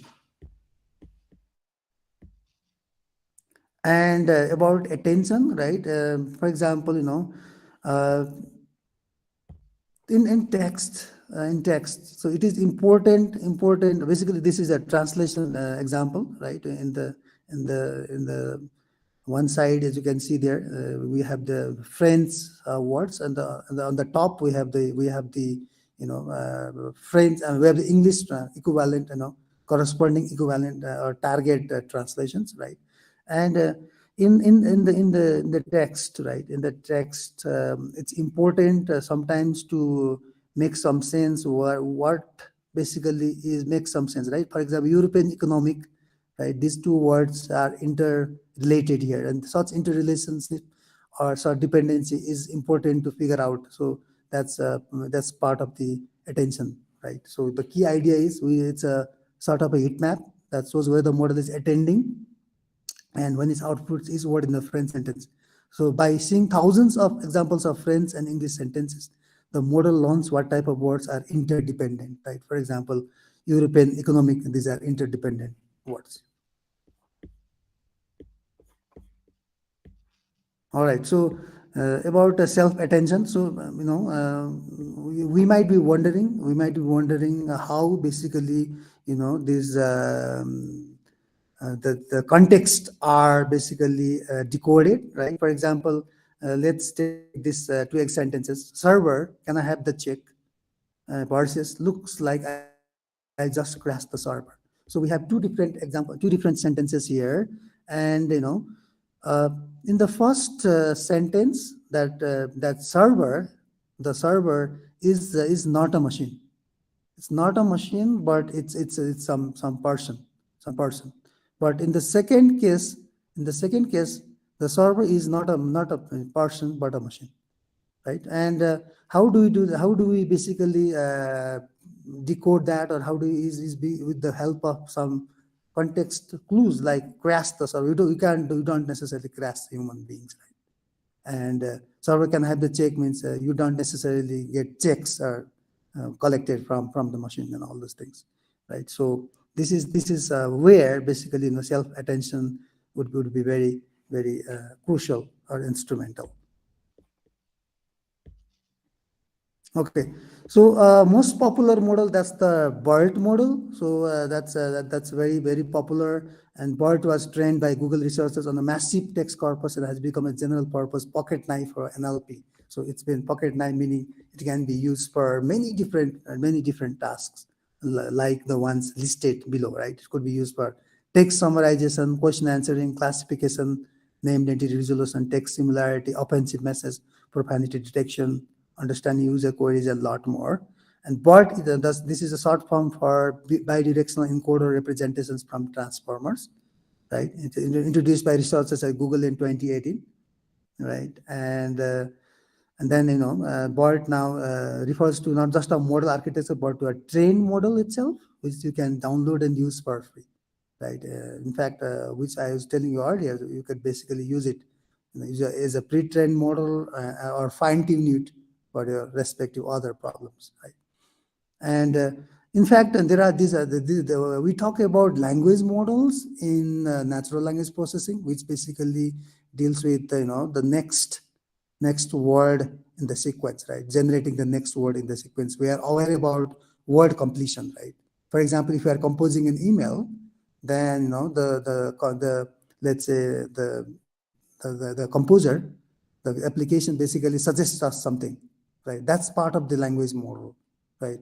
and auto completion, for example, right? Auto correction, all of those basically deal with these language models. And language models, as far as language models are concerned, language models are a crucial part of any NLP applications. And BART has proved to be a very good language model in that case, and which is trained on only world data. It's trained on Wikipedia and Reddit sources, right? And it has been basically proven to be very powerful models to address many NLP problems. Okay, so this GPT-3 model was created by OpenAI, which generates a realistic text, right? Mina, a transformer-based chatbot, can have compelling conversation about almost any topic, right? So, these days there's a lot of attraction in terms of using NLP solutions for the other domains like healthcare as well, right? So earlier in the early days, we used to talk about some expert systems, right, where we post some questions and the expert system basically answered, return some responses. But these days, I mean, there are many of these different models that have come up, right, which have been basically returning very compelling or very impressive responses or text. And Transformer also have been creating wonders outside NLP. It's not just within NLP, but other domains like music composition as well. So sometimes if we hear some music composed by transformers, then that would not be something surprising anymore. And generation of images from text descriptions and vice versa. We could basically give a text description, and based on that, the bot would basically return you some image, right? If you give an image, the bot would basically give you the captions, the corresponding captions. That's image caption generator, right? So a lot of applications have been come up in this way, right? Okay, so this is just a small illustration of how powerful the Chat GPT is. That's the talk of the town, right? And for example, just yesterday morning, I just give this asked this query, tell me about Nepal, and basically, in a few moments, it basically typed all the some sort of essay, and the thing is, it's even sometimes, I mean, you might have the feeling that it's even better than any humans could basically compose. And the most impressive or interesting part of it is I basically copied this text and Googled, right? And then it's not from one source. It's basically, from different sources. And, there is a lot of paraphrasing. There is no one-to-one copying from any source. So this is basically, I guess, the latest, the latest talk of the town, and everybody is talking about it. There is some worry going on as well, especially in academics, because we have been worrying whether that would be a challenge to the creativity, right? So lately, so students could basically use it to come up with some assignment solutions, right? So that's well, I mean, every technology has its own pros and cons, but I guess the way forward would be to basically make the maximum out of any technology, but at the same time not necessarily abusing it, right? So ChatGPT is a chatbot launched by OpenAI in November 2022. So it's built on top of OpenAI GPT-3 family of large language model. Is fine-tuned with both supervised and reinforcement learning techniques. And following the release of the ChatGPT, OpenAI was reportedly valued at $29 billion. So this only illustrates where we are heading and the different transformations that NLP has basically bestowed upon to us in this society. Okay, so now I'm towards concluding the talk, and what I would say is NLP, this natural language processing, is rapidly evolving, and these applications are growing by the minute. And in the years to come, it will become even more widespread, right? Because these pre-trained models are basically coming up, and low code and no low code tools are also accessible to everyone. So that basically democratizes NLP and AI to every people for all sectors. And that would basically open doors for implementing or applying to all different other domains. And the business in particular will continue to benefit from NLP, from improving their operations and customer satisfaction to reducing costs and making better decisions, because these chatbots could be very instrumental and very useful to businesses.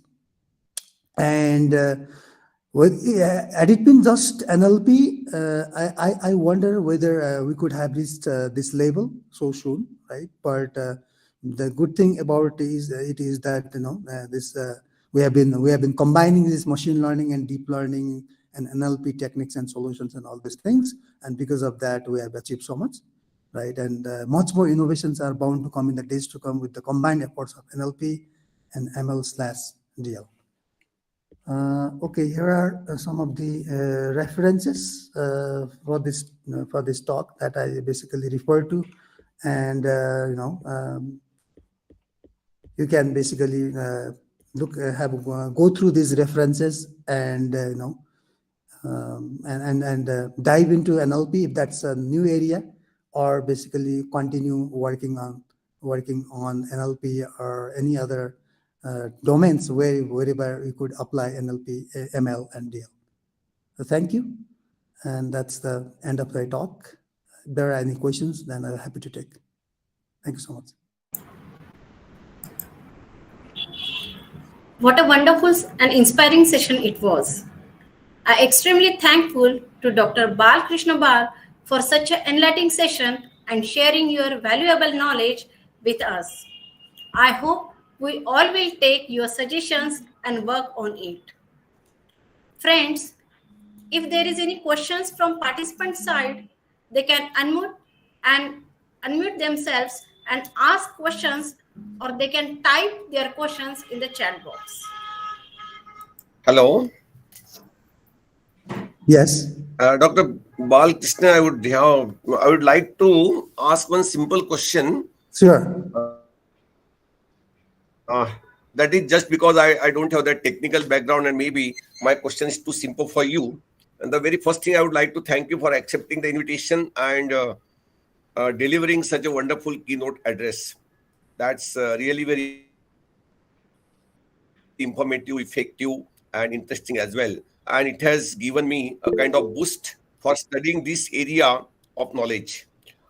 You have said that NLP can help us detect fake news. So Yes. what kind of mechanism involved there? Suppose a particular TV channel is giving some certain fake news. So what kind of mechanism is applied there to find out whether it's fake news or a genuine news? Okay, so I mean there are different parameters to consider here. So one could be the source itself, right? So Words. source. As a source, yeah, right. Yeah. For example, I mean the sources like BBC, CNN, or something similar. So I mean there is a chance that fake news are not propagated by these sources, but that's just one parameter, right? Okay. Other parameters could be different other parameters, like certain word combinations or certain information, right? But basically it will be the source, but the source alone would not be instrumental there. That's just one parameter. Others could be as I said, one of the approaches of machine learning or deep learning would be providing some labeled examples. So we could basically provide some examples of fake news or some genuine news. So there should be some mechanism to distinguish between what could be a genuine news and what could be fake news. And in that respect, we could develop some training data as well. But as I mentioned earlier, developing training data or labeled examples would be an expensive endeavor. And in that case, sometimes we need to go for unsupervised approaches as well, where we basically try to basically analyze the text or news and then see what could be the certain properties that would basically define what is a genuine news and what is a fake news. Okay. Now, for example, these days there are hundreds of news and dozens of news channels in India. They are claiming that China is widely affected with COVID-19. Yeah. And they are showing, we are witnessing the proofs also that thousands of dead bodies are lying there in the hospital, and there is no funeral place available for them, and there is a lot of waiting for that. Certain Indian media doubts the genuineness of this kind of news. Yes. So what's your personal opinion about this, since you are an expert in this area? So what I would say is that, there could be different solutions, approach to this problem, right? Yeah. And one of them could be, one of them could be, of course, the supervised mode of learning things, where we provide labeled examples of what a genuine news or what a fake news could be, and based on those trend data set examples, you could basically predict whether a particular news is a fake or not. But as I said, we need to go for other approaches like unsupervised approach as well, or even reinforcement learning also, to basically basically come up with some more accurate solutions to this problem. Sometimes we find contradictory news. Yeah. For example, one channel says there is absolutely no problem of COVID-19 in China, and some claim that there's a huge problem. So for a common person, it becomes very difficult which to believe and which not to believe. So under the circumstances, what should be the stance of a common man? Stance of, sorry? What should be the stand of a common man, whether to believe it or not to believe? Well, I mean, the machine could come up with some help in that respect. Okay. Yeah. Thank you, sir. Thank you very much. Yeah. If anybody else have any question, please you can ask. Yeah, there are several questions here. Yes, sir. There is a Okay. question from Komal Khatre and Rohit Mahajan about the difference between the supervised and semi-supervised learning. Okay, in supervised learning, what happens is that you have the training data sets. For there is a labeled examples and all, right? So that's in the supervised. But in the semi-supervised, you just have partially labeled examples, right? There are partially labeled examples, whereas there are other examples which do not have labels yet. So that's a semi-supervised learning. So next question is from Viyanikam sir. Which method is used for detecting fake news, whether it is supervised or unsupervised learning method, and algorithm will be reinforcement? Well, I don't have exactly the name of the algorithm here, but I believe that both supervised and unsupervised approaches can be used for that problem. Yes, sir. Again, the question from Kalyani Bhavangar. Yeah. She asked about the morphological analysis, sir. Okay. So morphological analysis, morphs is forms, different word forms, and logy is study, right? So basically morphological analysis, what it does is tries to study the word forms. For example, what is the root word? What are the prefixes? What are the suffixes, right? And all of this different study is done under morphological analysis. And such a study is important for problems like stemming, where we basically, try to find out what is the root word. And based on that, as I mentioned, that could be applied to information retrieval and search engines.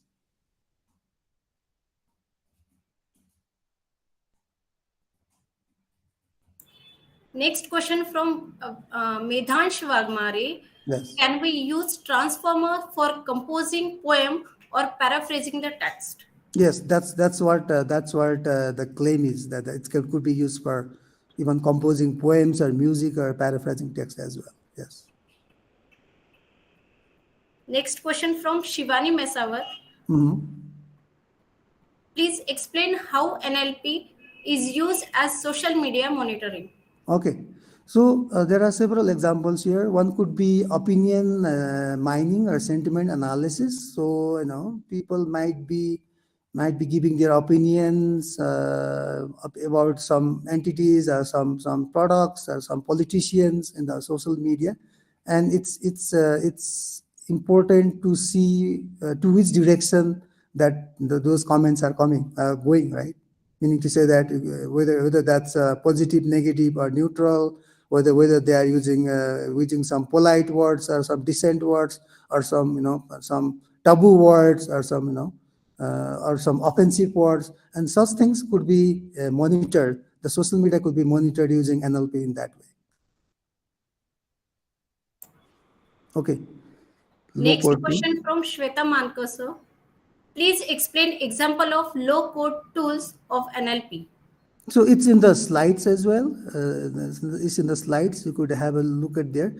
Basically, low-code tool is some tool that enables you to develop some NLP applications with a very little amount of code.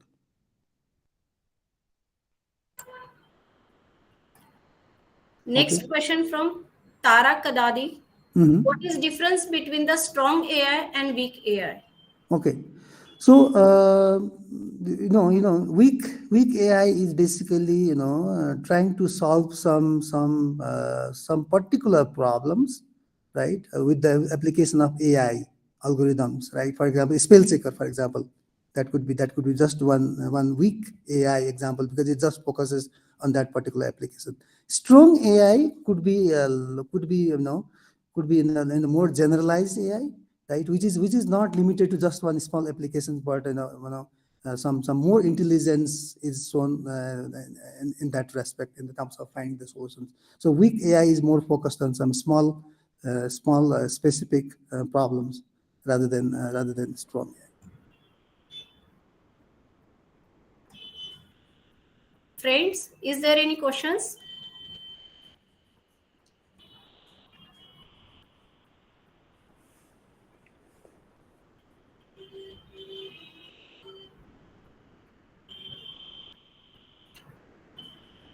Thank you, sir. Sure. Yeah. Thank you. Now I request Chairperson of Keynote Session, Dr. Leelauda Revatkar, to address the participants of the conference. Over to you, sir. Thank you, Priyanka ma'am. Good morning, all of you. I am delighted to be here to moderate this first session in the two-day international conference on the theme Recent Advances in Computer Science and Information Technology. The keynote speaker of this first session, Dr. Balkrishna Bal, is extremely well versed in the subject of natural language processing and machine learning, and also in deep learning. And it's my pleasure to chair this session. Dear participants, NLP stands for Natural Language Processing, which is a part of computer science, human language, and artificial intelligence. It is the technology used by a machine to understand, analyze, manipulate, and interpret human languages. It helps developer to organize knowledge for tasks such as translation, automatic summarization, name entity recognition, speech recognition, relationship extraction, and topic segmentation.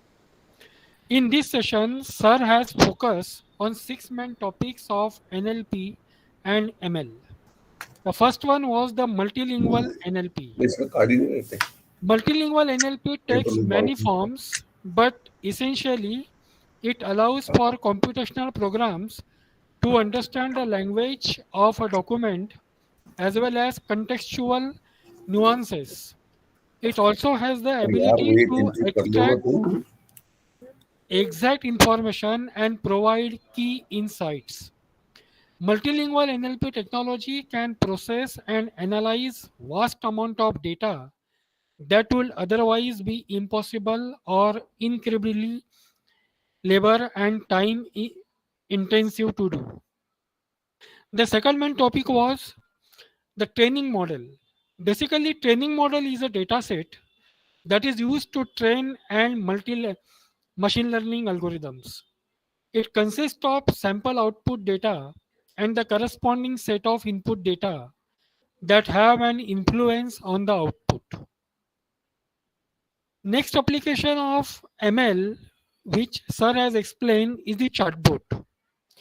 Basically, chatbot is a software that simulates human-like conversation with users via chat. Its key task is to answer the user questions with instant messages. In India, there are the best top 10 chatbots in our India are the first one is the India's first ever WhatsApp commerce solution by JioMart. This is the first company which is using the chatbot. 24/7 WhatsApp chatbot by Disney Hotstar. Railway food order and delivery by Zoop India. Kaya virtual assistant by Kodak Life Insurance. Omni-channel support by StartHub.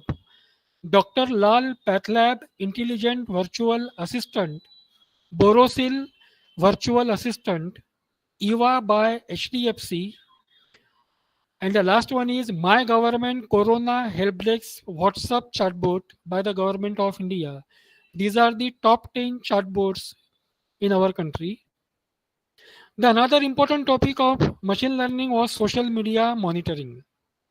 See, basically, social media monitoring is the process of identifying and determining what is being said about a brand, individual, or product through different social and online channels.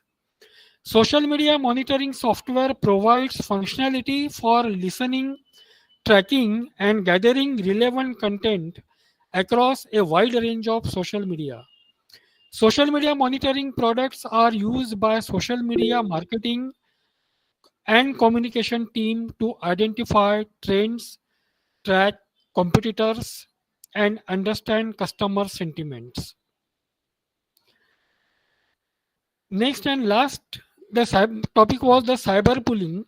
Cyberbullying detection implements our coded machine learning algorithms in finding a negative comment from the messages it receives from the users. The algorithm first gives the message a value, and then based on our pre-trained data, it decides if the comment is harsh enough to be transformed or not. If it is indeed harsh, then the system will look through our complex network of users and find how these users talk to people on average and how they talk to the end user on average. Based on this data, the system will decide if the message needs to be transformed or not. At the end, I hope all the participants across the world will be benefited and will get in-depth knowledge of NLP and machine learning. Thank you for inviting me and good day. Over to you, Ms. Priyanka. Thank you so much, sir, for summarizing the session in such a lucid manner and for your sincere views on this topic. Now it's time for vote of thanks. First and foremost, I would like to thank Dr. Bal Krishna Bal, our honorable keynote speaker. I'm very grateful to Dr. Liladhar Revatkar, honorable chairperson of International Conference. I'm profoundly thankful to Dr. Bal Krishna Bal for sharing your valuable knowledge with us. We are greatly encouraged by your gracious presence, and I'm sure that your talk will be immensely benefit to all of us, not only in the day-to-day life, but also in research. All your opinions will definitely going to help us in future. On behalf of all the participants of the conference, I would like to say thank you for sharing your knowledge and expertise with us. Thank you once again, sir. Sure, thank you. I also thank all the distinguished participants across the country for their enthusiastic support and participation in this conference. Now, it's time for second session of today's conference. For that, I would like to invite Ms. Afsha Khan to introduce today's resource person and handling the next session. So over to Afsha ma'am.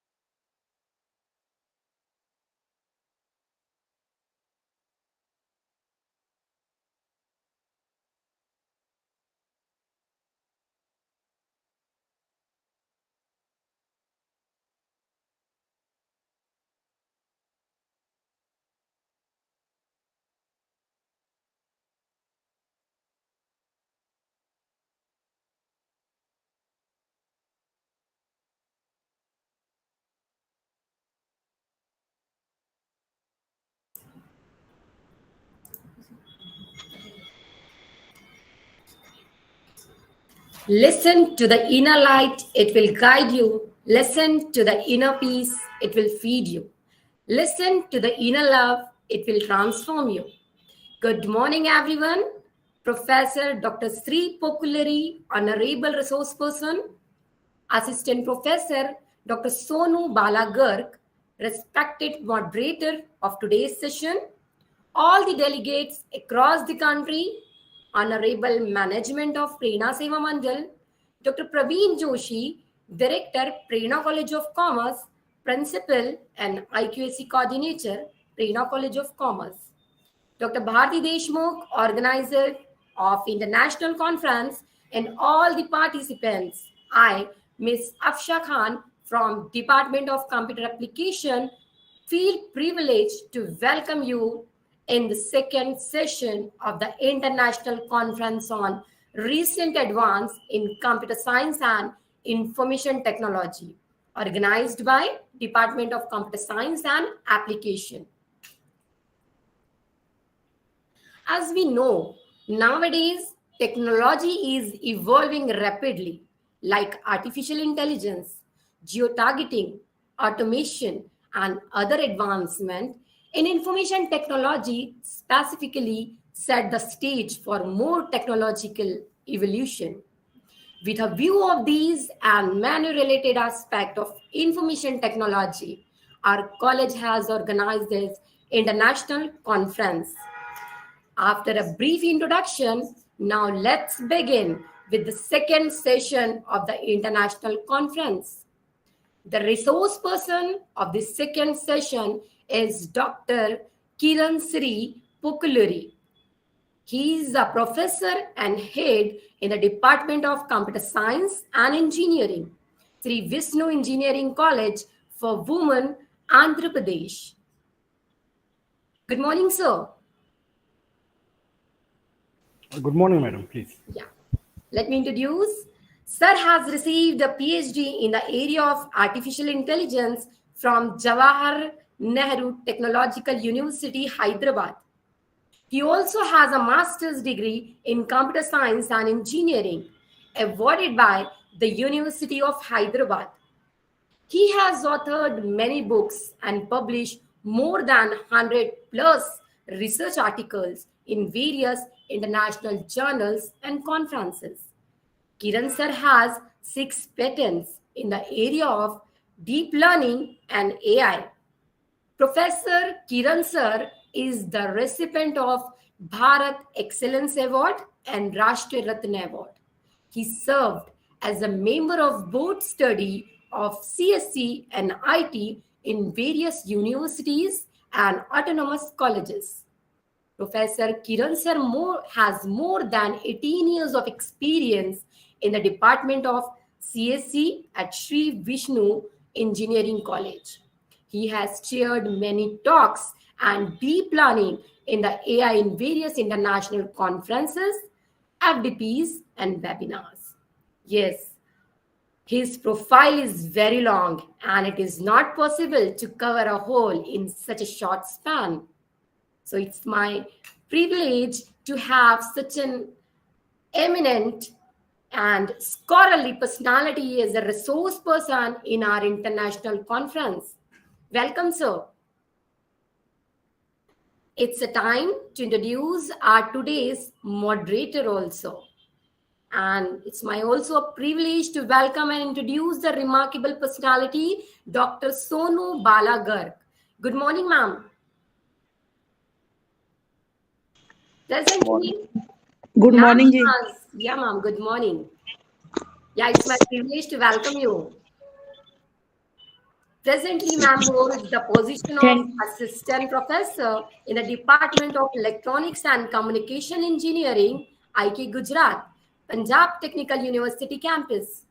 Ma'am has earned a PhD from IK Gujarat, Punjab Technical University, Jalandhar. She has done specialization in electronics and communication engineering, control engineering, data mining, and medical application of artificial intelligence. Dr. Garg has presented many papers and chaired and co-chaired many national and international seminars and conferences. It's really an honor to have such a vibrant personality with us today. Welcome, Dr. Sonu Bala Garg, ma'am. Now, I request Dr. Kiran Siri sir to enlighten the participant on the topic Trains to Bioinformatics. Over to Dr. Kiran Siri sir.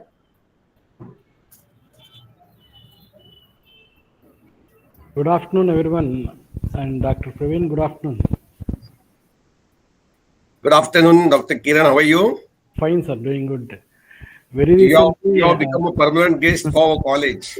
And every year we will be calling you.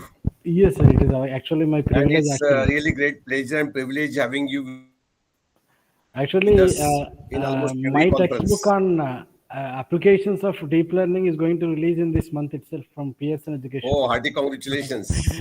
Thank you very much, sir. Yeah. With your permission, I will start my session, sir. Sure. Thank you. Oh, sure. Right. And it's really a privilege to be part of this international conference. And the topic that was given is somewhat peculiar because as per the recent trends of Gartner, if you see the top 10 promising technologies that Gartner has released which can disrupt the world, bioinformatics was listed in top 10. It was number 10.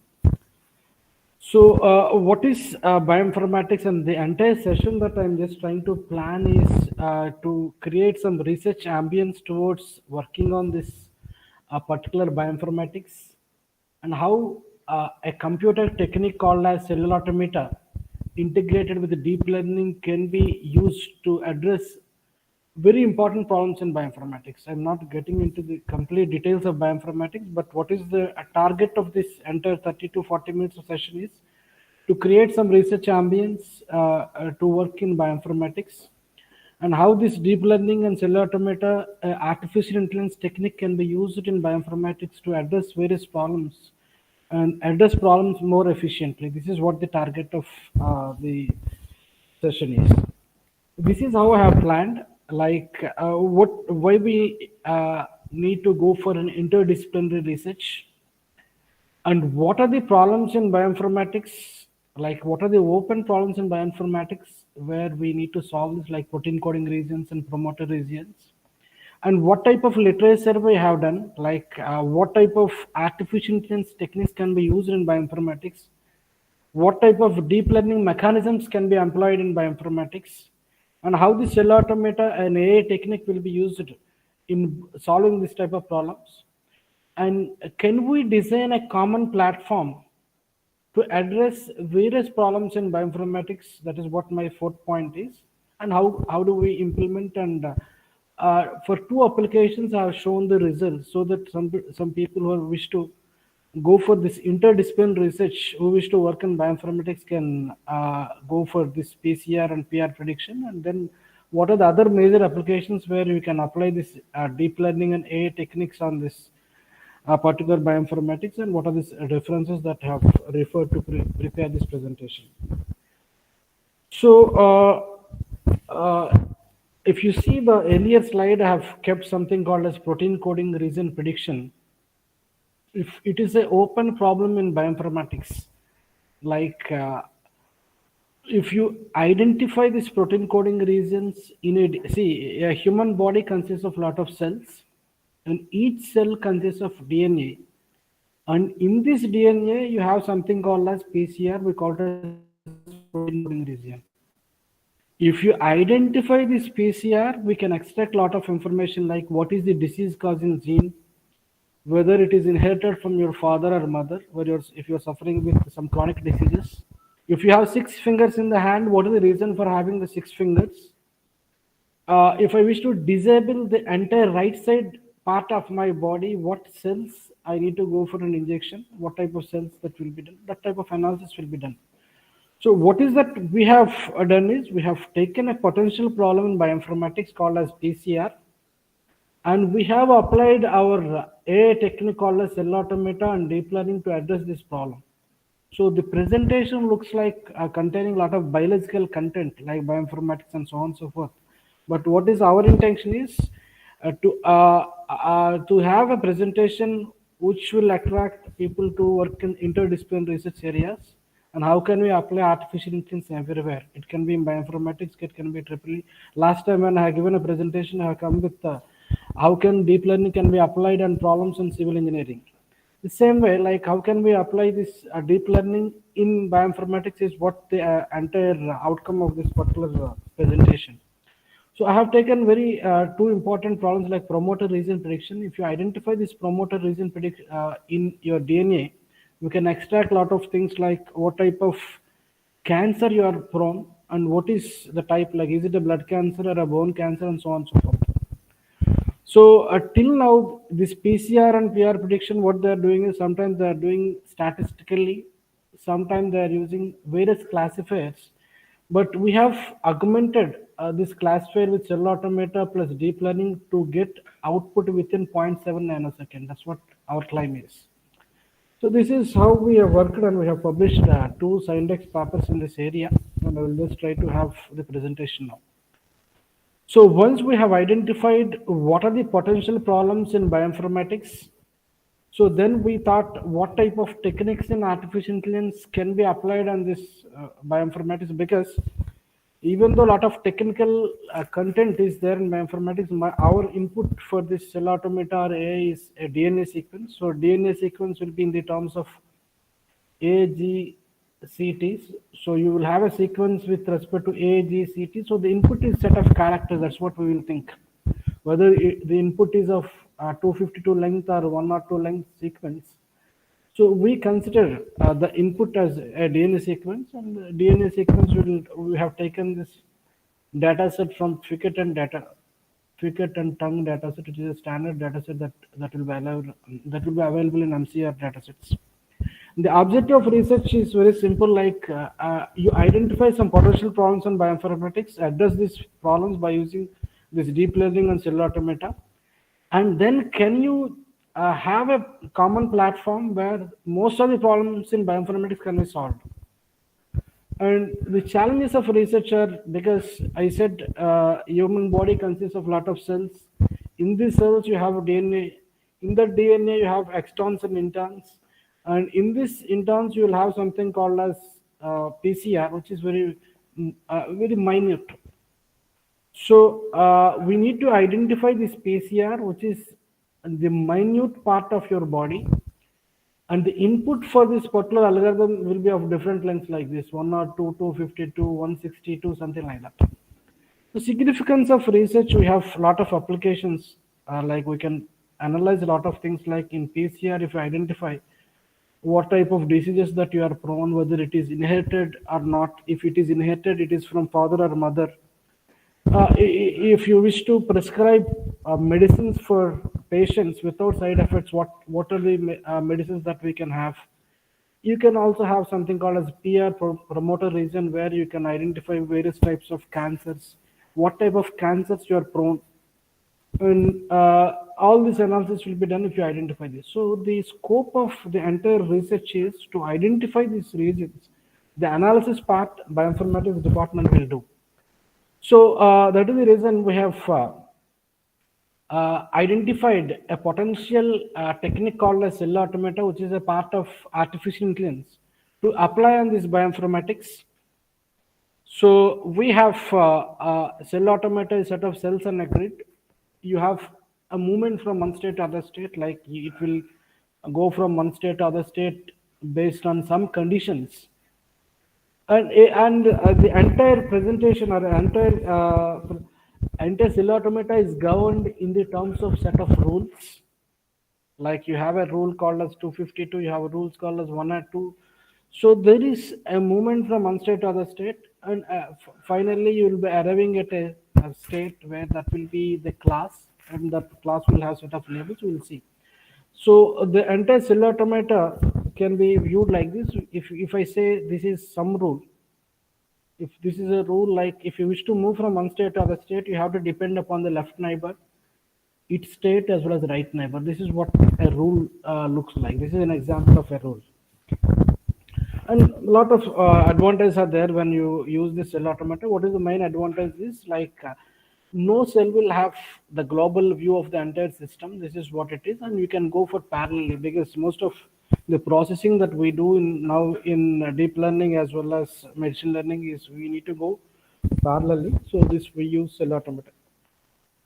So this is what this slide where we need to because the entire presentation, the title is recent advances in bioinformatics. So when people wish to work on bioinformatics, we need to understand what exactly is a DNA, and genes are part of DNA, and you have some intrinsic regions. So in this DNA, you have two parts called as introns and extrons. Extrons are the minute part of the DNA, and in this extron, your PCR will be there.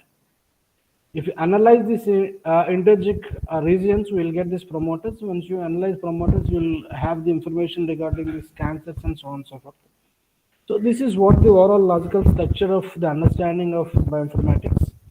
And this is how the complexity of the problem is. Like this is the minute part of your DNA, which consists of this is a minute part of DNA which consists of PCR. And there is no guarantee that every extron that was listed will have a PCR. So you can have a DNA sequence with 16 exons. In the 16 exons, there is a chance that in one exon there is a PCR, and there is every chance that in all the 16 exons there is no PCR. So this is what is the complexity of the problem is.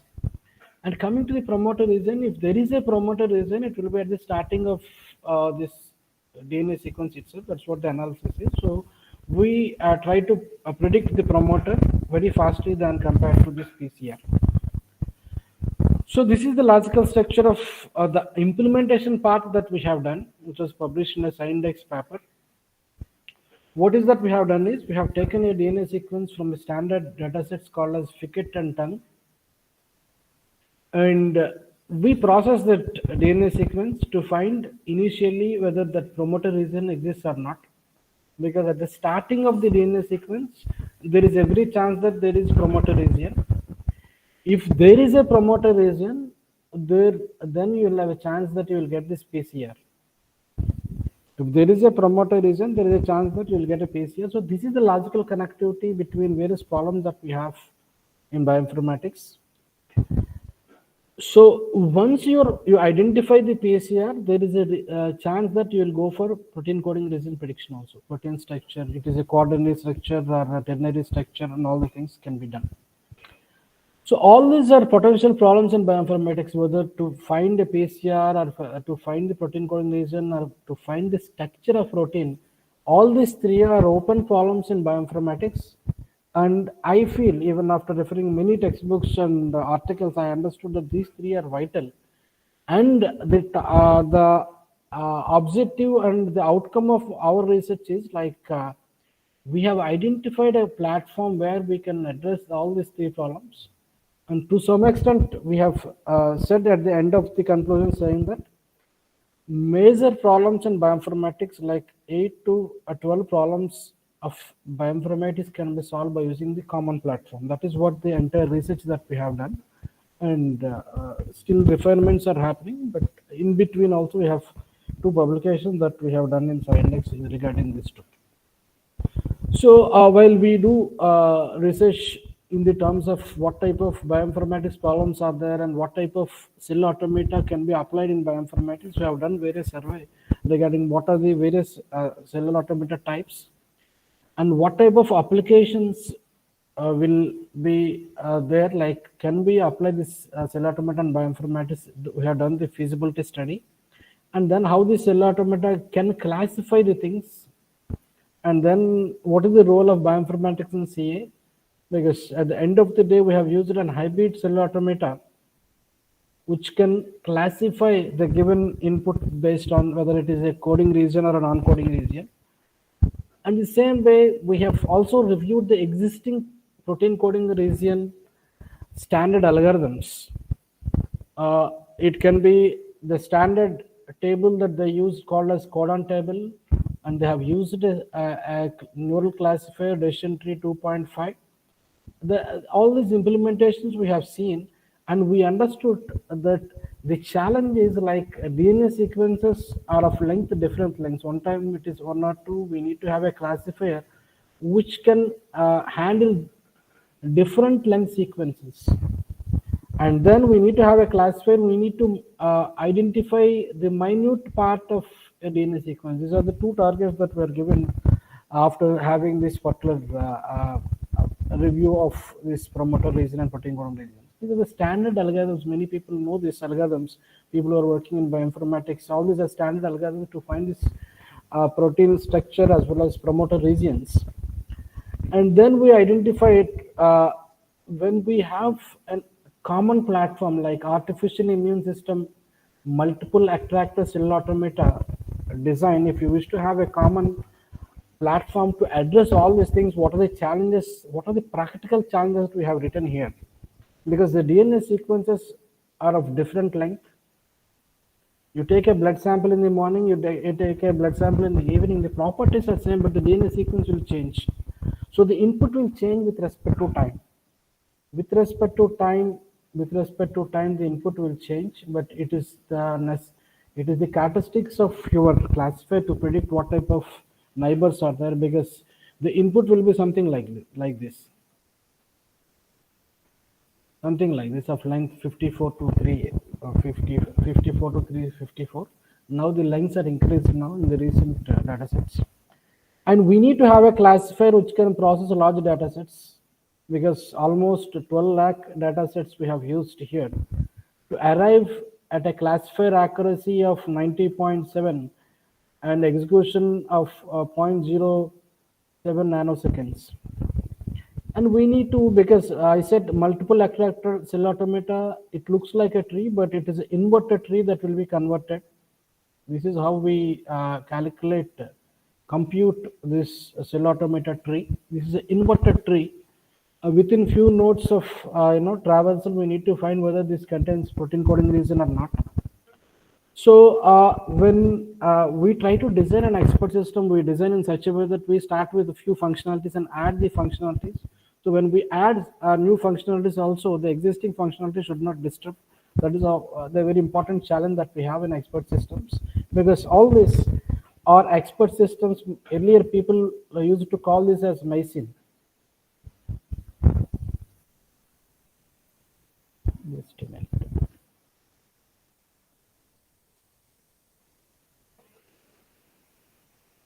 People used to call it as a MySyn.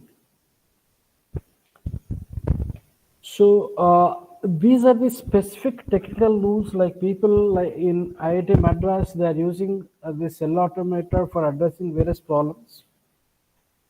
So I feel that this type of mathematical content has to be kept while giving a keynote or giving a talk. That is the reason I have kept this particular slide.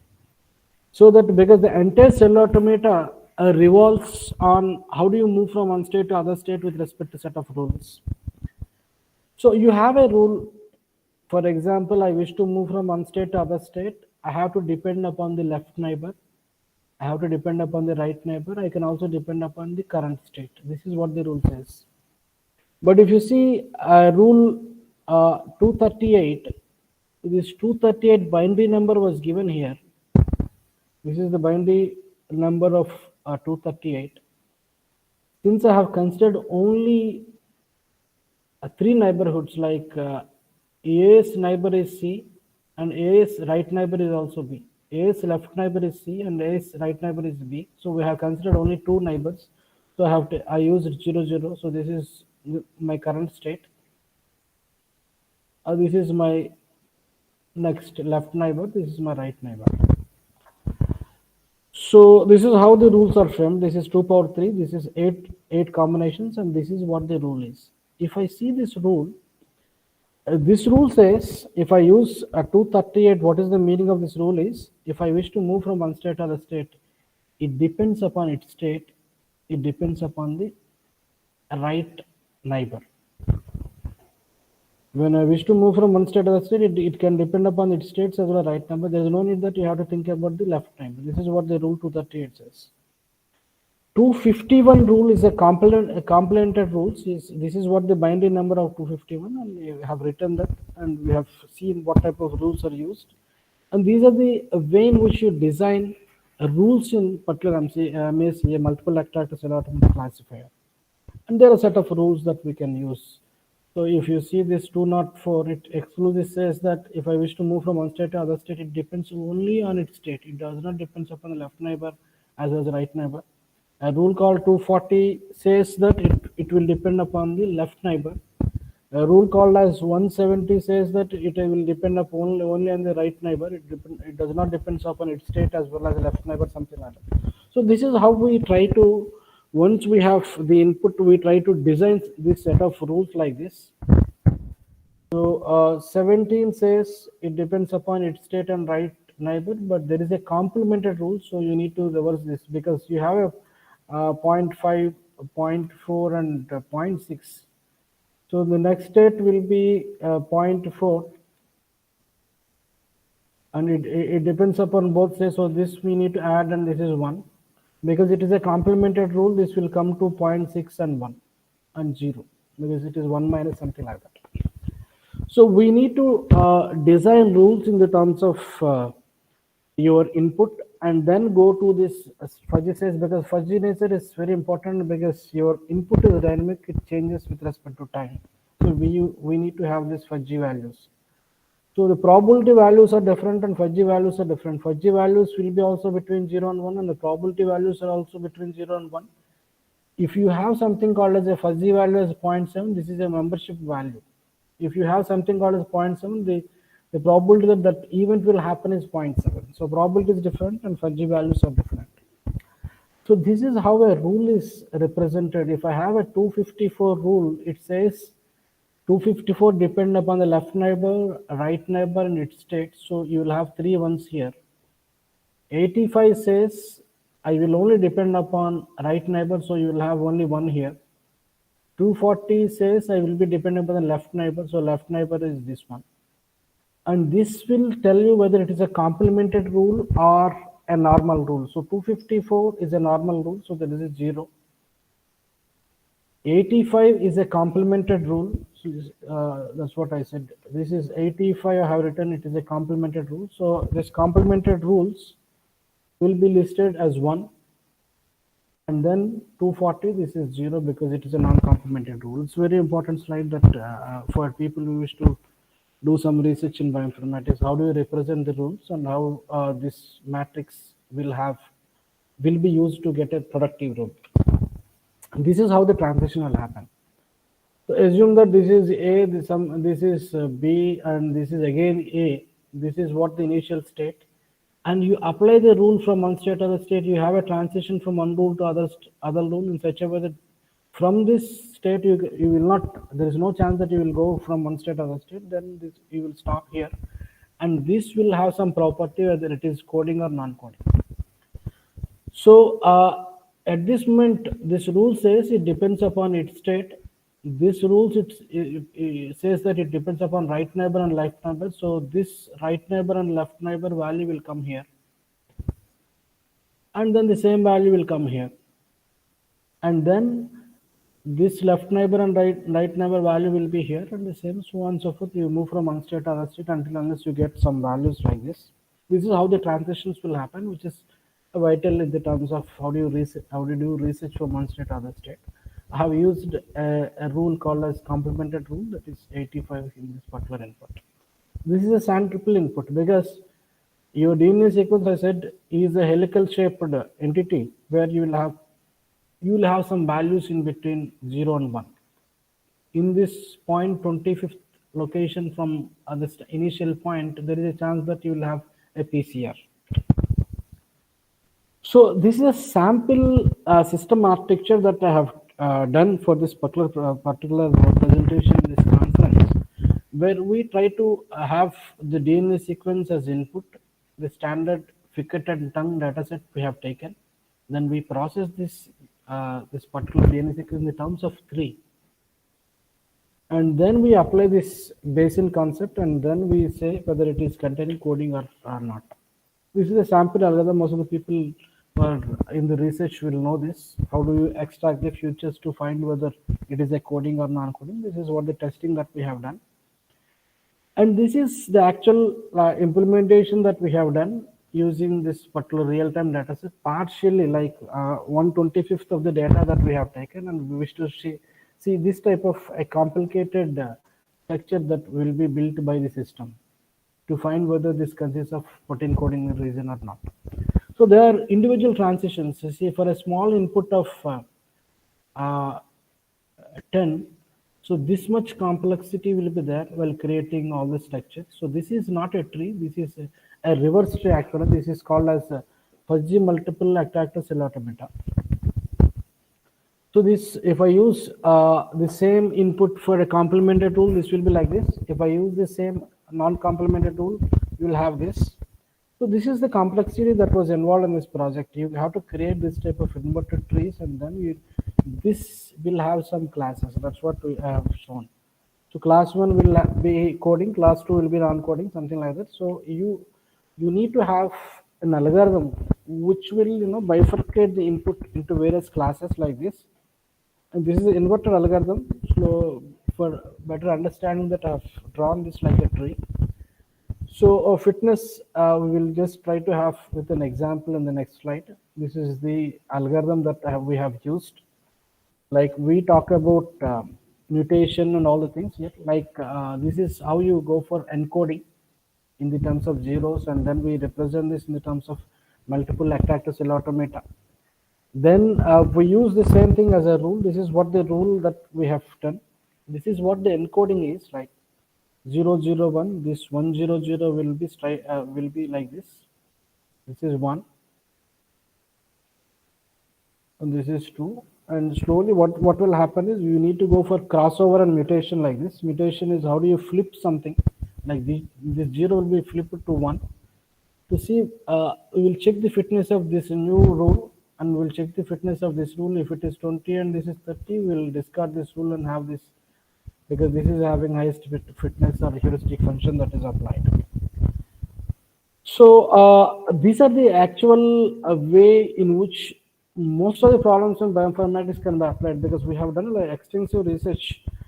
We have studied almost 800 to 900 papers, and we have done 20 to 30 implementation. Then we understood that cell automata with deep learning can be applied on this bioinformatics, and this is how we represent a rule and how we can have better rules, because initially you have a set of population, then we try to have a different population, and then we try to mute, as well as we will apply mutation as well as crossover. Then we try to have a better population in the terms of heuristics like this.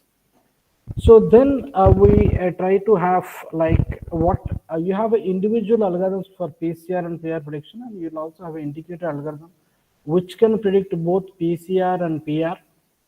And now we say that this integrated algorithm is slowly, we are converting this into a platform where in this platform, majority problems of bioinformatics will be solved. So this is what a small DNA sequence that we have taken.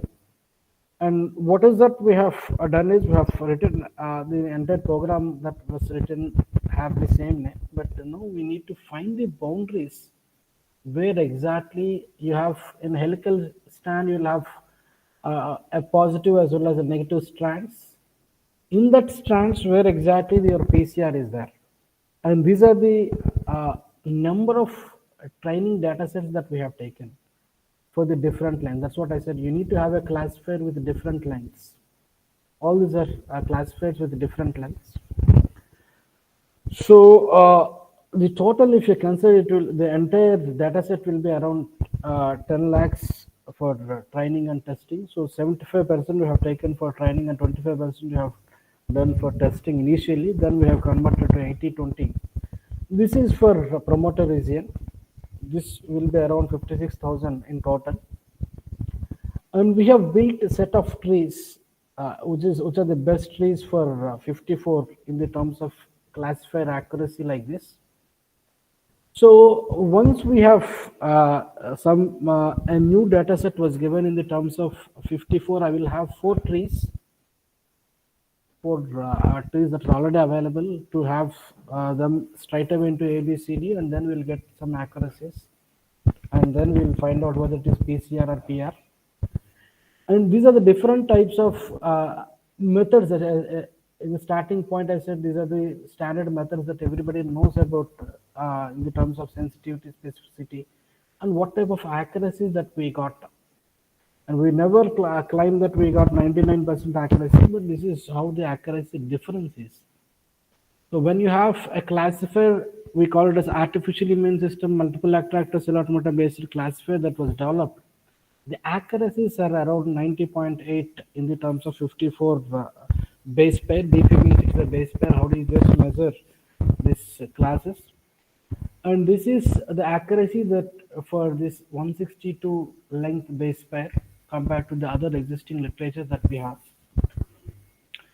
And then this is what we have kept it for PCR prediction, and then we kept this for PR prediction. For PR, what is that we have done is, because the PR promoter region, if exists, it will be starting of your DNA sequence.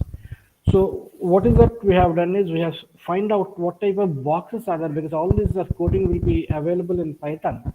Now we need to find out where exactly this PR is there at the initial of this. This is how the coding looks like. And this is the time that was taken to execute the program, and this is how to predict this PCR and total prediction in the terms of both of them, because the highest will be given precedence. And while you consider the various applications of bioinformatics, we have used this now weather prediction in the terms of how do you process images to find out what type of weather is in the terms of rainfall, in the terms of wind speed, in the terms of temperature. And wherever it is, like you have cell automata integrated deep learning for stock market prediction, various applications of bioinformatics we have done. And then all these are the references that I have used. Many references I have used to prepare this particular presentation. All these are the references that I have used. And bioinformatics is an upcoming area of computer science engineering. Initially, the research in IISc Bangalore as well as IIT Madras, where I was part of IIT Madras for 2 months in Chennai.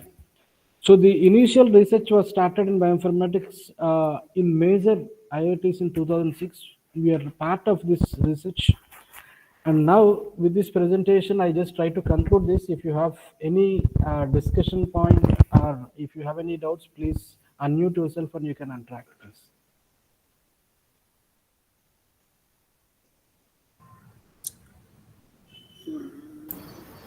Professor Sri. Thank you so much, sir.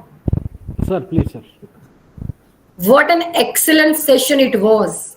I hope we all will take your suggestions and work on it. All your opinions will definitely going to help to all the present research scholars, students, and participants. Now, we are heading to the interactive session. If there is any query from the participant side, they can unmute themselves and ask questions. Professor Sri, it was a very nice session for all of us. One question that is striking in our mind is, will this bioinformatics help me assist investigate the sickle cell problem worldwide? Can you throw some light on this? Sir, actually, that problem I was not aware actually. Yeah. Bioinformatics, what is that we have done for the last 10 years now, sir? We have identified set of problems, and in that region only we have worked, sir. Okay. That is the reason I have no idea regarding this particular problem actually. My expertise is on deep learning and cell automata. Yeah. And very recently I have authored a textbook for deep learning for peer certification. Yes. And what type of problems that in bioinformatics I am able to solve, that problems I have concentrated. And this problem I have not had also, sir. Okay, no problems. Okay. Thank you so much. Sir, we have one more question from participant side. Dr. V.R. Nikam, sir. Question is, automate should we use for this whether finite or infinite automate? So for weather prediction, when we are weather prediction can be done in two types. One is you can have the data sets, what type of temperature is there at that particular area, what is the rainfall for the last 5 years or something like that. You can do that. And there is another way of finding this weather prediction in the terms of collecting images and processing them. While collecting images and processing them, the cell automata will be used, and we need to use a finite cell automata which has set of rules which move from one state to other state, and the movement is governed with respect to hybrid rules. That's what it is. Anyone? Do you want to ask any questions? Okay. I hope everyone got satisfied answer of their questions. Thank you so much, sir. Now, it's a time to our moderator. So I would like to invite Dr. Sonu Balagarg to share her views on the subject of brains in bioinformatics, which Dr. Kiran Siri sirs has covered in great detail. Now I request respected Dr. Sonu Balagarg ma'am to please share her views with us. Over to you, ma'am. Thank you, ma'am. Good afternoon to all of you. I am thankful to the organizers for giving me opportunity to be the moderator in this prestigious conference. Dr. P. Kiran Siri has done very high quality research in the field of bioinformatics and artificial intelligence. In today's talk, he enlightened us about the applications of artificial intelligence and deep learning in bioinformatics. He emphasized on the need to carry out interdisciplinary research, which is indeed the need of the hour. In true sense, artificial intelligence and data mining are just the tools to conduct research in the areas of science, technology, social sciences, medical science, and commerce. In fact, in today's world, there is research which is not taking advantage of these very versatile tools. In today's talk, Dr. Kiran has explained the applications of deep learning and artificial intelligence in two areas called PCR and PR. PCR means protein coding region and promoter region. He has also explained the various algorithms used to identify the PCR and PR, like Bayesian classifier, decision tree, neural network, etc. Dr. Kiran has also explained the mathematical relations to design these types of algorithms. He presented in details as to are the tools like deep learning can be applied in these two areas as well as very different fields to get very precise results. I am sure that this talk will encourage our students and researchers to carry out interdisciplinary research in various areas using artificial intelligence, data mining, and machine learning. Thank you. Thank you so much, ma'am. I am very grateful to you for your sincere views on the topic trains in bioinformatics. It was both enlightening and incredibly instructive. Thank you so much, ma'am.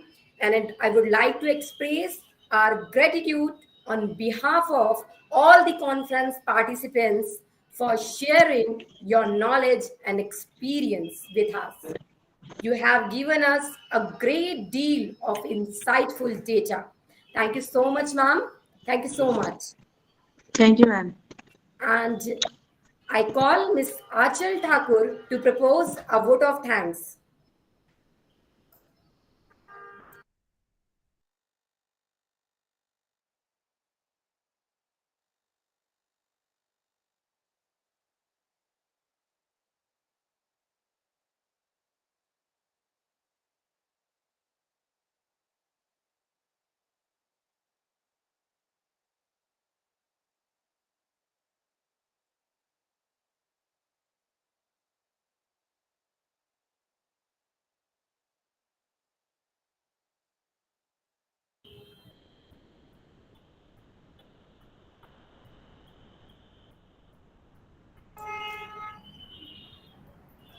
Thank you, Aksha ma'am, and very good afternoon to everyone. It gives me an immense pleasure to propose a vote of thanks on the second session of the international conference. I, Ms. Achal Thakur from the Department of Computer Science, on the behalf of Prerna College of Commerce, stand here to express gratefulness and to conclude the second session of the international conference. First and foremost, I would like to thank you, Dr. Kiran Shri Pokulari, our honorable resource person. I am very grateful to Dr. Sonu Balagarg, honorable moderator of the international conference, for enlightening and sharing your valuable knowledge with us. We are greatly encouraged by your gracious presence, and I am sure that your talk will be immensely benefited by all. We would surely love to learn a lot from you in future too. Thank you all for sharing your valuable time with us on the second session of the international conference. Thank you very much. And now, with the permission of chair, I will now proclaim the today's session to be over. So tomorrow we will meet at 9:30 a.m. sharp. Till that time, I, Achal Thakur, take your leave. Thank you very much. Have a nice day.